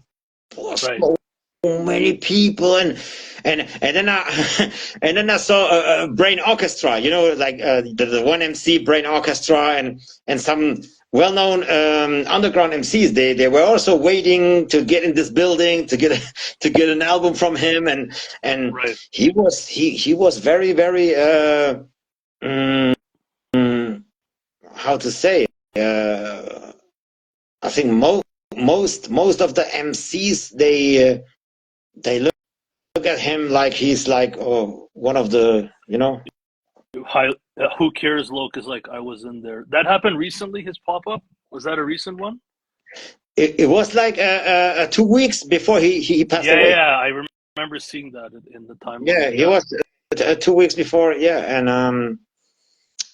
what I want to say about him too is, I would say, I don't know if there are, people like him, with his, with this attitude. His attitude is something very special. right, I know that he made good money, from his music. I know, right, because everything is sold out. Everything is sold out, and I know. Yeah, but he said that he didn't want to be dependent on the money for his art, that's a because he great wanna. that's a great position to be in. Yeah, that's Uh, incredible. He said yeah, that even if he makes good money, he said, no, I don't want to be dependent on the money, because the art that he made was something special, and maybe he don't get so much listeners. Or I don't know. He said, I don't know if maybe tomorrow I have just one listener for my music, or he never knows. That's why he said he don't want to be dependent on money for his art. The, And what also is incredible is that he declined to work with really big legends. He declined to work with Sean Price, man. yeah. Sean Why Price, was that? he asked him. He wasn't feeling him, or he just wasn't friends No, with him? because he said he only works with friends, Right. with close friends. I If you're a friend, he will work with you. If you are the best MC in the world, but you are not his friend, he will not work with you. So I noticed that you take a similar approach, and I wonder if Carl was an inspiration for you on that, because you said to me in the DMs, kind of different note. You said, correct me if I'm wrong, and I don't know if you're talking in US dollars or something else. But you said I could sell a beat for 500 to 1,000 every week if I wanted to, but I don't. I just focus on my projects. Is that an inspiration from Ka at all, or this is just your own way No, I of would thinking? say it's not an inspiration from Kai. It's because maybe I'm similar like him with the attitude. It's from my heart. It's because I don't feel it that to sell beats. I prefer to make my own projects instead of selling beats. And it comes from the heart. It's not an inspiration from nobody, but sure. When I listened to Carl on his interviews, and he said he will not work with people that are not his friends, and I say, oh, okay, this attitude is incredible, and I know that he also was about to get big distribution deals, deals with distribution, and he said, no, I want to sell my art myself to my supporters. It's incredible. That's wild though, man. Like if I was in your shoes and I was able to sell beats, I don't know, $500 to $1,000 a beat. If this is all true, it's not bad money for a beat. But so I'm impressed that you're saying Yeah, you'll but walk you know away from why? this. Yeah, when I make a beat, I don't make a beat like 3 beats in one day. Or hey, if I make a beat in one day, then it's good. But if I make a beat, maybe it takes like maybe a week to finish the beat. Oh wow. Okay, got it. Yeah, maybe like a week, and I want to spend this time more for my own projects instead of sending beats, because time is running, and I want to I want to create a dope discography, and not selling beats there, selling beats and on BeatStar, we're not gonna find superior on no, man, no, BeatStar. never ever, never ever, never ever. I will never ever be like to have an account on BeatStar. Never ever. No, and I don't want. I want to, like I said, create our own dope discography, and not selling beats. That's dope. I wanna wrap up the cost segment with what Bars Sam Yaz is saying. He had one of the greatest underground rap careers without ever bragging, off the strength of the art. He was respected, beloved, revered, a man of honor, ethics. The fact that he did it that way, he gets extra points, in my books, that he didn't brag and he was able to do it. So yeah, And rest in you peace know, to Ka. So and you know what Carl also said. First of all, you have to be a friend, and the second one, he will never send files through emails. He will never send files through email. You have to be with him in the same studio. that's awesome. That's awesome. Yeah, but okay, in my position, I would also love to do this, but I'm in Germany, and I work with people from the States, and I will not take every time I fly to the States to go to the studio. It's impossible, That's You'll have to add a surcharge. yes. That's yeah, but this attitude is great. so you know, and Apollo Brown, you know Apollo Brown, the producer. Yeah. Yeah, post uh, um he also post that when he passed away, that he also tried to work with Ka, and Ka told him, "No, man, you are not my friend. We cannot work. I only work with my friends." And he also declined Apollo Brown and many more, many more. He was something special, you know. It's interesting though, you know, like not to act exclusive, but I reached the point. A lot of people reach out to me for interviews. I feel honored people care to interview with me, but the more I don't respond, it sort of adds to Mm, your not image, but your I don't know your legacy or your whatever your brand is. Or I hate to use those words, but yeah, it's you have to be like that as an artist or a content creator. Sometimes you can't give a piece of you to everybody. You got to choose, you know, like I so. think Yeah, I think to finish this car thing. Car was a person, and he loved his art, you know, to make this art so much, and it doesn't care, you know, if something famous will work or not. He just want to make his own art, and that's it. Just want it's to make great. this his own art, and hey, let me do my art, man. Let me do my own thing, you know. Let me do this, and everything else doesn't matter. Yeah, And that was his attitude. that's great. Mm. Um, so I wanted to ask you, man. From what I see, you've been putting out projects since 2016. I mean, just we've talked about numerous artists you work with. It. I see you have tracks with terminology on them: Sky Zoo, Ito, Jay Skees. You got Sammy Deluxe, huge star in Germany, upcoming. Shay Noir, more. I feel there's a lot of dope producers out there with small followings, maybe that are not on the same trajectory as you. Do you have any real tips for how you've?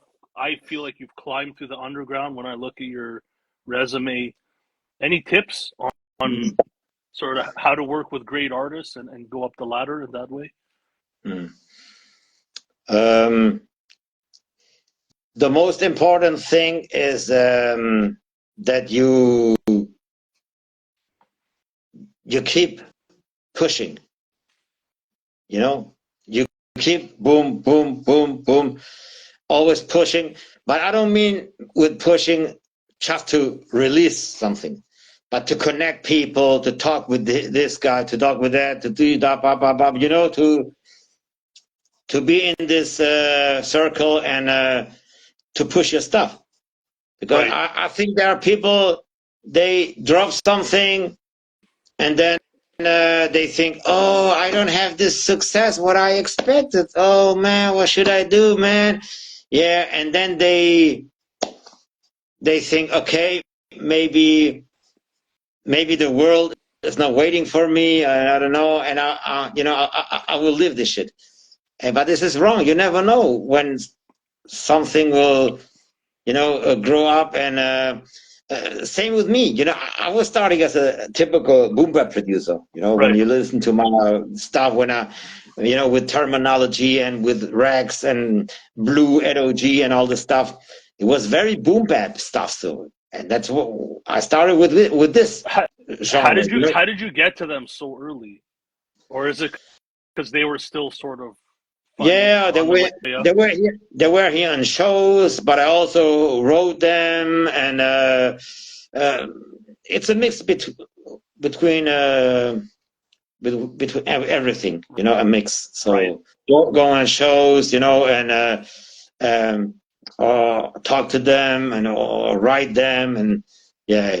So you have to be around, and but I started as a boom bap producer, you know, like the typical boom bap producer, and and then yeah, I had something like 1,500 followers, 1,500, something like this.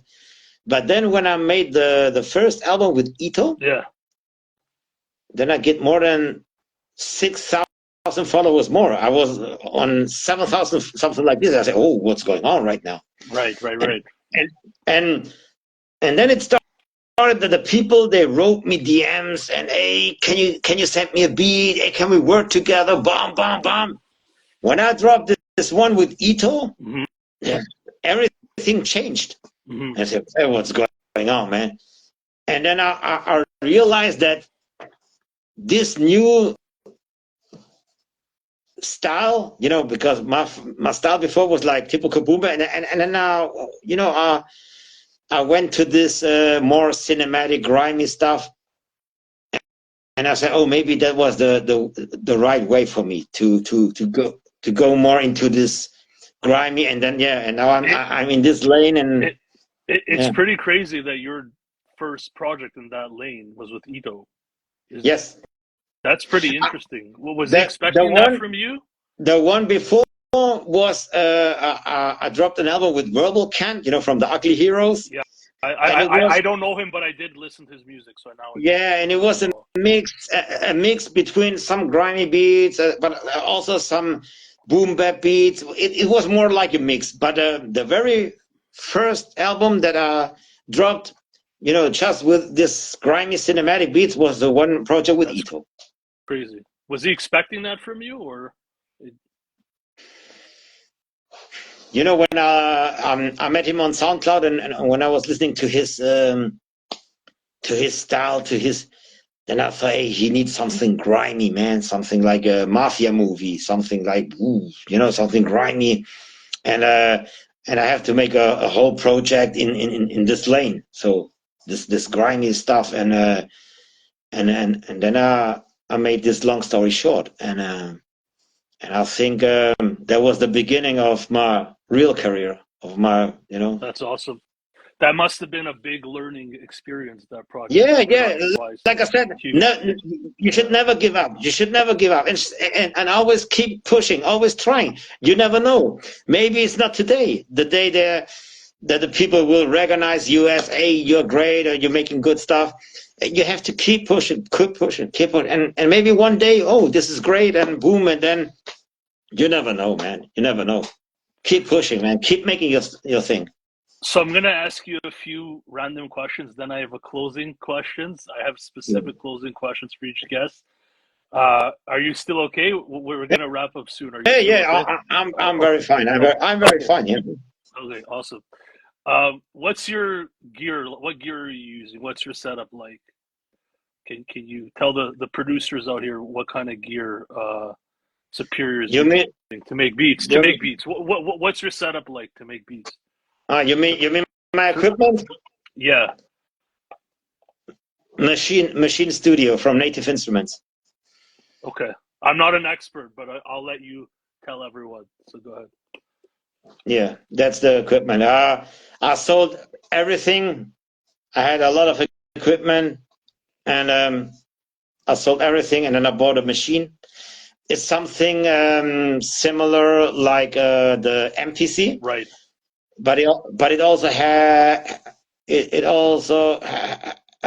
a great software. A Hmm. great software. The machine software is really dope. And then and then I started to work with this machine, and I'm very satisfied now. Um, a few weeks ago, the new update came out, and it's incredible. The software and the controller, incredible. So before that, you weren't hitting pads. You were just using software on the computer. Yeah, sure. I still using software in the computer, but with the controller. This Right. Yeah. they Yeah. they they sold both. They sold the controller and with the software. And Right. I know that Akai, the MPC, don't have this dope software. You have to work with some other software, like Ableton or Logic or whatever.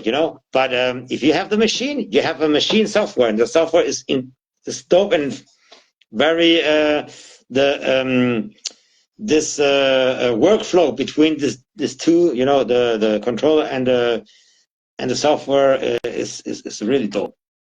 dope. Dope. That was for the producers. I will never try and produce again as a disclaimer, Mm. but that one was for the producers. So that's dope.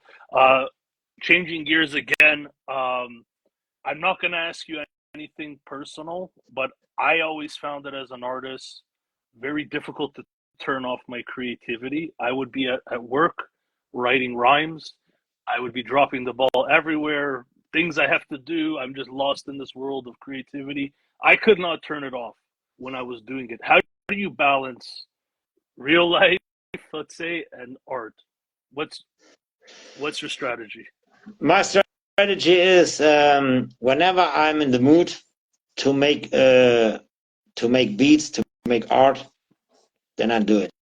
If I'm Right, not in the mood, like when Carl passed away, I didn't make music like for 3 weeks. Nothing, nothing. right, I was not in the mood because that was so sad. And I was not in this mood like 3 weeks. 3 weeks. I right. did nothing. And it depends, you know, when I'm in the mood, I go in the studio, boom, making beats. If I'm not in this mood, I will not making beat, you Got it. know. So it Got it. depends. I'm not like a guy. I have to go every day in the studio, and I have to like to make pressure. You know, no, now I have to make a great beat. No, no, right? It doesn't work. If you But think that you can make a beat with pressure, hey, but but but let's say you're working on something, it's going well, you're in the zone. You got three, four things to take care of that day. Are you stopping, mhm. or are you just saying fuck it and you keep going?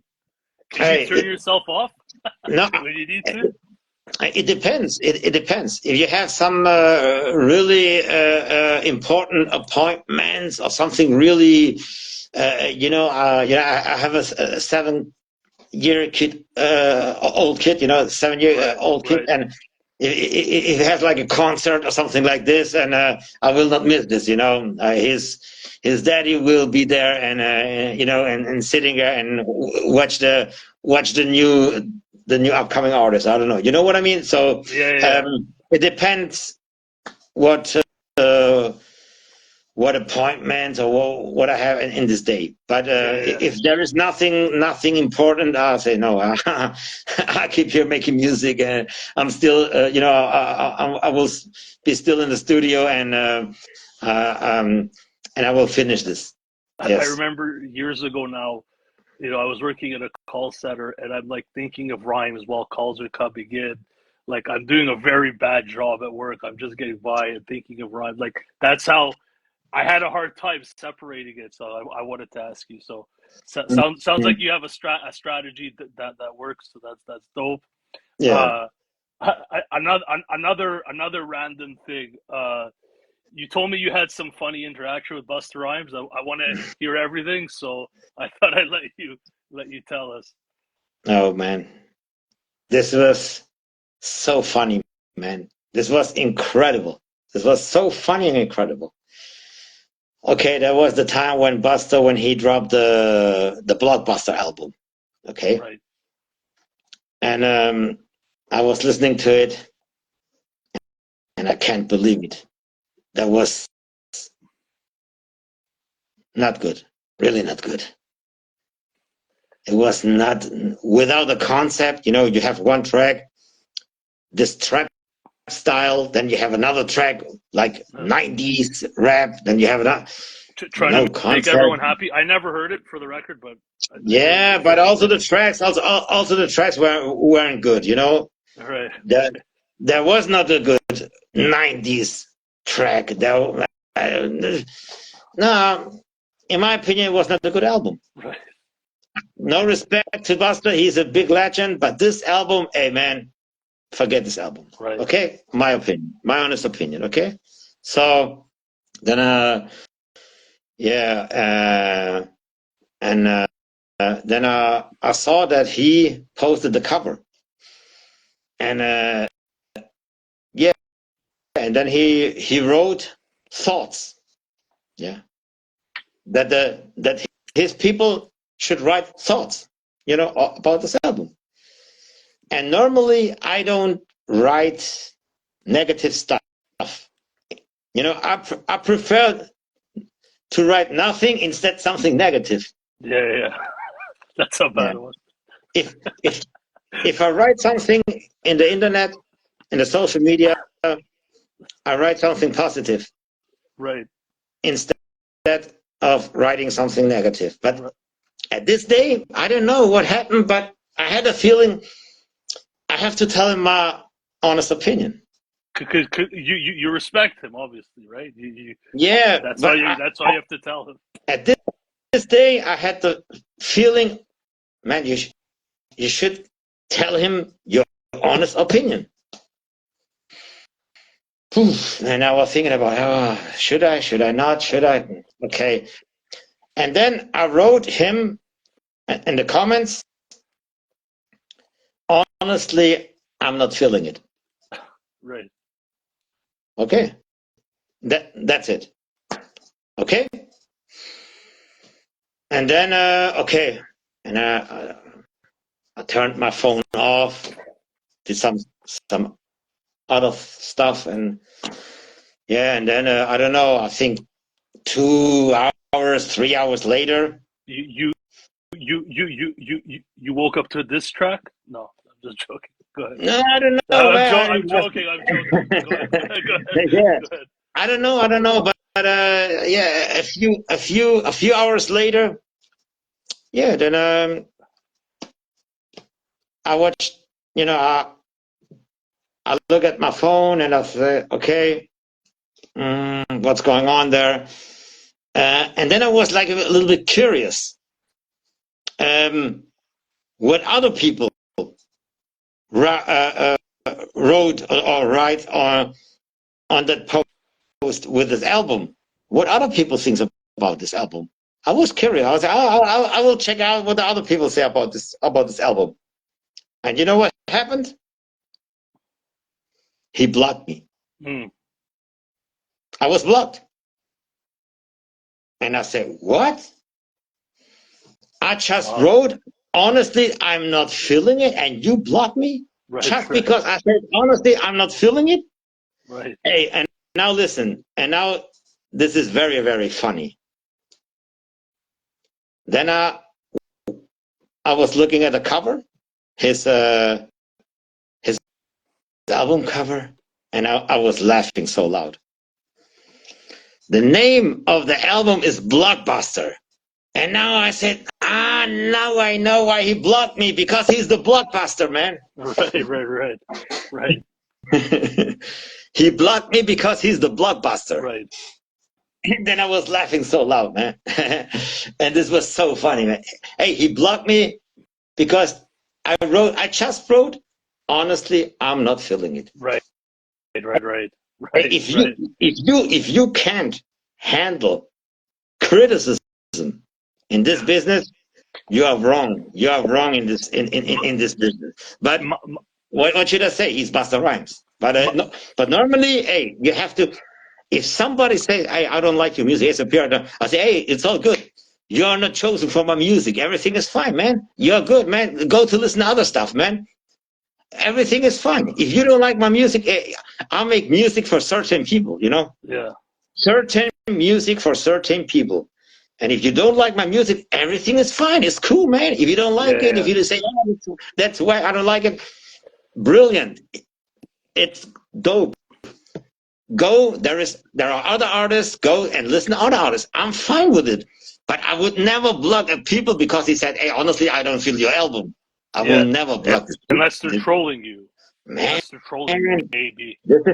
this is incredible, man. But, Hey, I but never would do this in my whole life, man. Hey, if you say, "Hey, Superior," hey, I don't feel you. Me, I say, "Hey, good.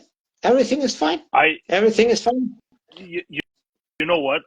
I've interviewed maybe 50, 60 MCs at this point, Mm, and I find that at a much lower level than Busta Rhymes. All respect to Busta Rhymes. I find that the ones that are really artists, mm, they have a good grasp on their vision.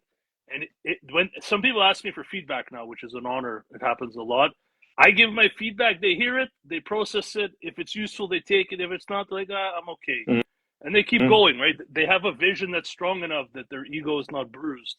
If you have constructive feedback. And to me, that seems like a real artist so far, you know? Hey, you have to know that not everything is for everybody, man. Not Yeah, everything is for for sure. everybody. And I don't like every music out there, you know, and the same is with all the people. Hey, you cannot like everything. Same with the new Kendrick, you know. Right, right, right. I don't feel the new Kendrick. I like Yeah, the previous projects much more. You know, if I listen to Pimp a Butterfly, that was a great album. But this new one, the GNX or whatever the name is, I don't feel it, man. It's because it's my taste. I yeah. don't I don't think that it's a bad album. You know, it's good. It's a good. It, he made it good, you know, but it's not for me. My, It's not my taste. my, It's my, not my my, taste. You know my, what I my, mean? my theory is if you're going to listen to feedback and it's going to matter, it's Yeah. better you understand what kind of listener, what do they like? They might not even like your subgenre at all, so their Mm. feedback means nothing. You know, yeah, But just wanted and to you know add what the that. problem is? And you know what the problem is? If you say you don't like something, I think people they think it's obligated that you have to like it. Yeah, And if you don't like it, it's like a hate. Man, I don't hate nothing. I'm not a yeah, hater. yeah, I'm a peaceful guy. I hate nobody. I hate yeah, nobody. But it's just a matter of taste. And yeah. if I don't like something, hey, let me don't like it. You But know what I mean? Hey, but then it is like it it, is. It is like it is. You know. But it's very tricky though. But if someone, you can't be around yes men either. Like some people need to hear, hey, this is not wasn't great. Like you could have done this. yeah, Maybe but it's hard to know when to take it as an artist, but you can't yeah, be around everyone that agrees with everything you do. It's yeah, not going to help, right? but let the people decide what they like and what they don't like. And if they don't Yeah, like something, hey, yeah, it they they they can like whatever they want, and they think, you know what I mean. And like I said, if you say, hey, I don't like you, you don't like my music or you don't like my beats, it's all good, man. It's all fine. It's yeah, everything is yeah. fine. You know, like I said, go to other artists, listen to other artists, and everything is fine. But I don't know why people they cannot um, accept that you don't like something. End of the day, it's subjective. End of the day, it's all subjective, Yeah, right? it's So subject. yeah, Yeah, yeah. yeah, And you know what I mean? Accept that you don't like something. Accept yeah, it. yeah, If no, yeah. accept if somebody don't like something, accept it. It is like it is. So, Bar Samyaza, thank you for chiming in. Bar, we see you. Word, if you pour your soul into recipe, that's dope. And if they don't like it, it's all good. That's the spirit. So another thing, I know you're passionate about this, and there's a big examples out there. We're not going to name names unless you want to, Yeah. but you talked about your frustration with like some bigger artists taking people's beats and not giving them credit. Oh man. Oh, this is crazy, Please, man. please tell me what you have to. To me, it's disgraceful, but please tell me how your feelings on the topic.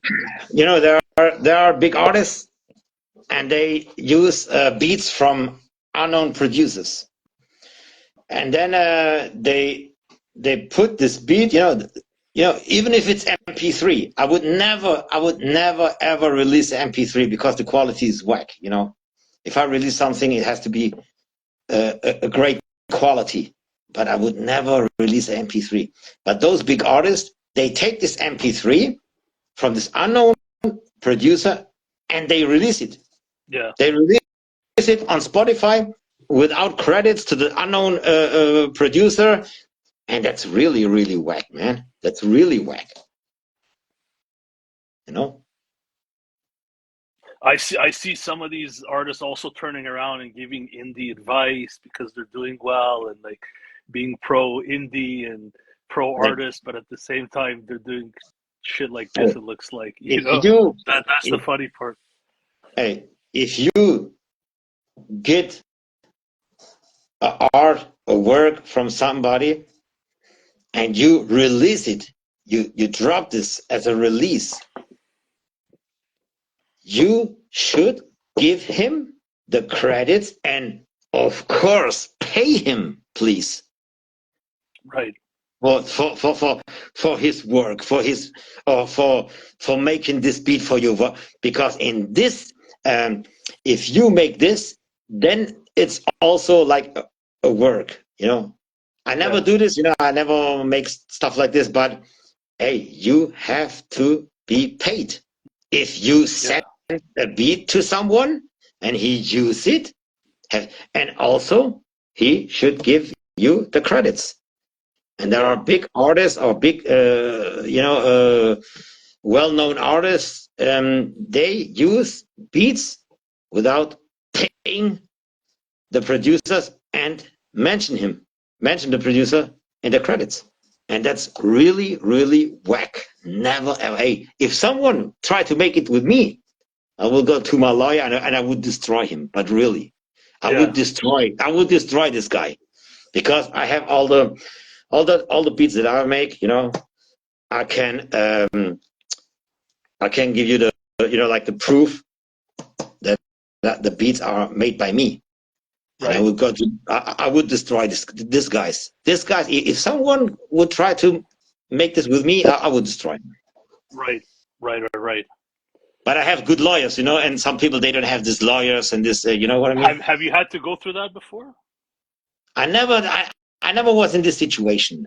Okay. I never was, because I told you, I don't sell beats. I don't give beats away. I only make my own projects. Right. Gotcha. But if I send something to someone and he would treat me like this, I would destroy him. Right. Yeah. Especially if you see the song blow up and stuff, or like how bad would that feel, right? But even just giving the credit, a lot of people just work for credit, for respect. You know what I mean? For pride. You know what I mean? Not even credit and not paid. Yeah. This is a really whack move, man. So here's the closing segment. It's going to be a fun one, I think. So in the DMs, me and you were going back and forth, and you were saying to me that today the producer is bigger than the MC. And I wasn't necessarily disagreeing with you, but we were having fun going back and forth. There's a lot of ways to look at this conversation. Mm-hmm. So I want to talk about it through a few big examples. Maybe I picked popular examples, but we can pick different examples. So let's pick a big one. Eminem and Dre. Mm-hmm. Yeah. Who's bigger in this situation? Dre, much more bigger. Much more. No chance. In which way? I'm not debating you. You defend Dre, I'll defend Eminem, just for fun. Okay. Why is Dre bigger? Okay. In my opinion, a big one is not the one with the most success. The big one is who is the bigger legend in the world of hip hop. Who is the bigger? Right. And Dre is a much bigger legend than Eminem. Okay. Much bigger. That's why he is bigger. So can I give you a different angle just to defend the other side, right? Mm-hmm. Dre picked up Eminem. He defined his sound. He made it what it is. I'm sure he helped develop him as an artist. But the average fan, the average white person that goes to a show, and whoever else, I think they think Eminem before Dre, but Dre is very close. The end consumer, the average person that doesn't know nothing, they're going to see the Eminem tour, not the Dre tour as much as the Eminem. Dre is there. It's like Batman and Robin, like their video. Okay, now I will see Eminem. Okay, now I will ask you. Okay, so you think I am an average white person that go to an Eminem concert? No, not you. Me neither. That's the big difference. Right. I'm a hip hop head. I know everything about hip hop. I'm a hip hop head, and I live hip hop, and here in my veins, this is hip hop. Not it's blood, but it's also hip hop. So I'm 100% hip hop. Don't compare me with average white people. They go on No, Eminem no. concert. Oh, No, but I'm I just not want to say, comparing you or me. yeah, I'm I just know. saying. Wait, we're making fun. You said we're Yeah, making yeah, fun. yeah, Okay? yeah. Go We're ahead, go making ahead. fun. Yes, yeah, yeah, yeah. So Go ahead. that's the big difference. If you ask what somebody who knows about hip hop, someone who is hip hop, they will give you the same answer, man. Dr. Dre, he's one of the biggest legends in hip hop of all time. Yeah, I absolutely. So I guess it depends how you look at the conversation, right? If you're looking at it from a legacy perspective, it's different. I No, guess, yeah, there it's is a tough one there to is not debate. even there is not even a comparison. You know, there is not even Dr. Dre. He started with World Class Wrecking Crew, then with NWA. He made this iconic Chronic album. The second one, who was also iconic, this Chronic 2001. Then he brought Snoop out. Then he Eminem, and this is not to compare. So, Not to so, compare. here's what I'll say. Otherwise, is he made Eminem? He made his sound. Yeah. He's responsible for that, right? But not just for Eminem. Yeah. No, I'm just talking about Dre and Eminem. We could Yeah, expand the conversation yeah. in a moment. He made his sound, but when the consumer goes to see him, yeah. or if Michael Jackson's Thriller album was made by Quincy Jones, the consumer is not saying, "I'm going to buy the Quincy Jones album," even though he made it. He made the sound. One They're going to see Michael Jackson. one moment. So go ahead. One moment. The big difference is who composed and who made Billie Jean, one of the greatest Michael Jackson songs. Who composed it and who produced it? Who? Now I would say beat wise, melody wise. Yeah, who? I agree with you. I don't Hey, disagree with you. So it was Michael Jackson. Michael Jackson. oh, sorry, He sorry. You're talking about Michael Jackson. Oh, sorry. Go ahead. Michael Jackson. He composed and he made this music, and it's from Michael Jackson. Quincy Jones, okay, he was mixed it and everything, but this song was made by Michael Oh, Jackson. okay. And not a lot of people knows that Michael Jackson was also a dope, like a dope producer, making music, beats, and all that. And Eminem, if you listen to his beats, oh man, Yeah. one of the worst beats that I ever was listening in my life. So I think I have two more examples. I think I know how this is going to go based on where you're coming at it from, and I do actually agree with you. I just do think the end consumer doesn't think that deeply. The ones that go and spend the money. Not that that matters more. I'm just saying.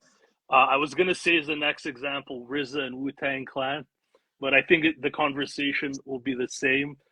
My point here, if we're just talking about star power, I think it's clear Method Man has had the most star power for a Okay, period but of hey, time over anybody.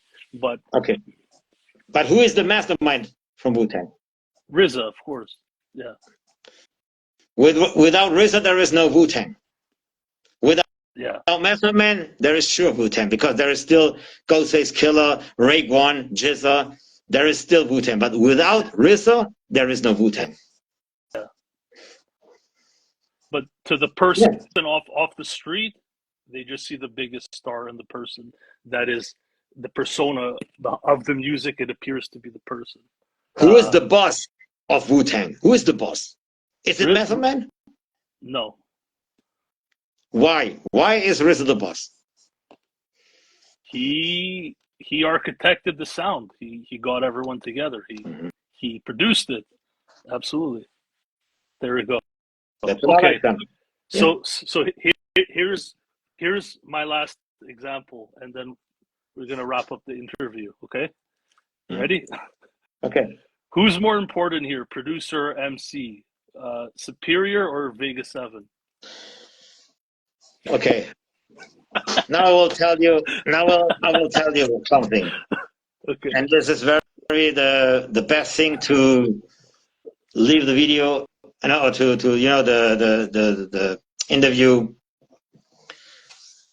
in my opinion, a producer and an MC are the same.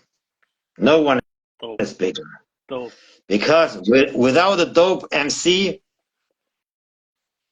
you can be the best producer. Fuck it. You will not do a masterpiece. And without both have to be incredible. If you have a dope producer and if you have a dope MC, then you can make a masterpiece. But if if one of those two is not so good, you will never drop a masterpiece. In my opinion, both are same as important. 100%, both. Not the one and the other, the both. Ultimately, I agree, and it also depends on the MC. Sometimes the beat is better than the MC, or you could have any MC on the beat, and the song would probably be dope if they're competent, you know. So, but ultimately, I agree. If you're working with two very talented people, producer, Both. MC, it goes together, you know. So, yeah, ultimately, I agree.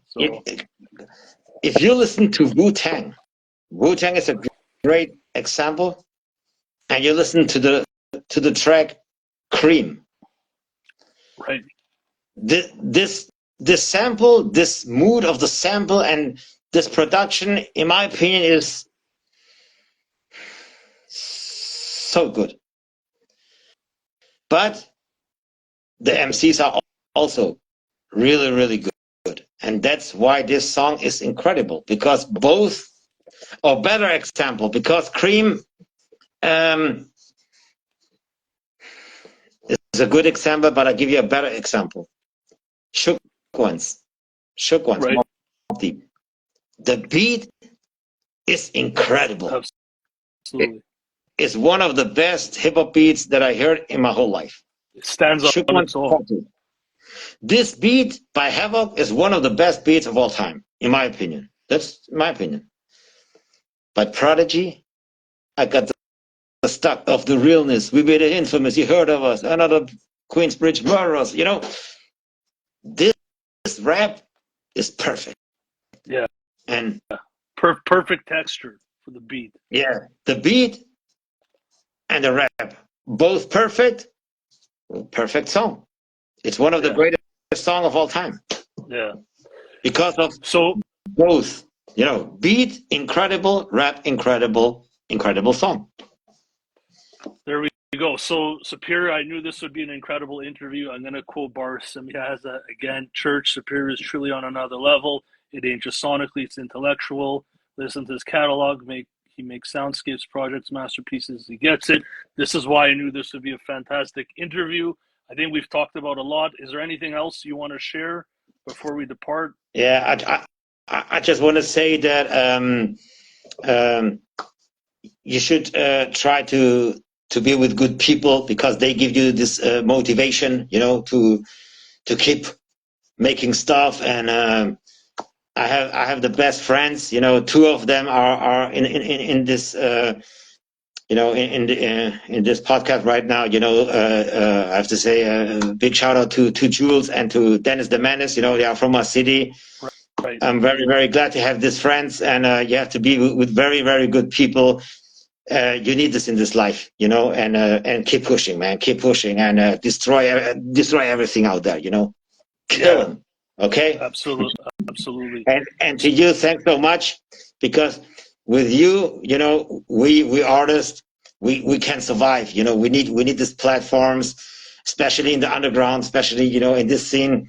You give us the opportunity, you know, to that the people they can check. Okay, who is behind the artist? You know, what person is behind the artist, and you give us this opportunity, and I'm very, very grateful to have, you know, people like you. And so thank you so much. Absolutely. It's been an honor. I always respect the artist's grind. And I want to say thank you to everyone who's in here. Just before we go, Who Cares Loke, thank you for joining. Bars 35, Lord Owen, me and him are going to talk inevitably. Oh, hey, 1 second. Many others. Special shout out to Vega and Lord Owen.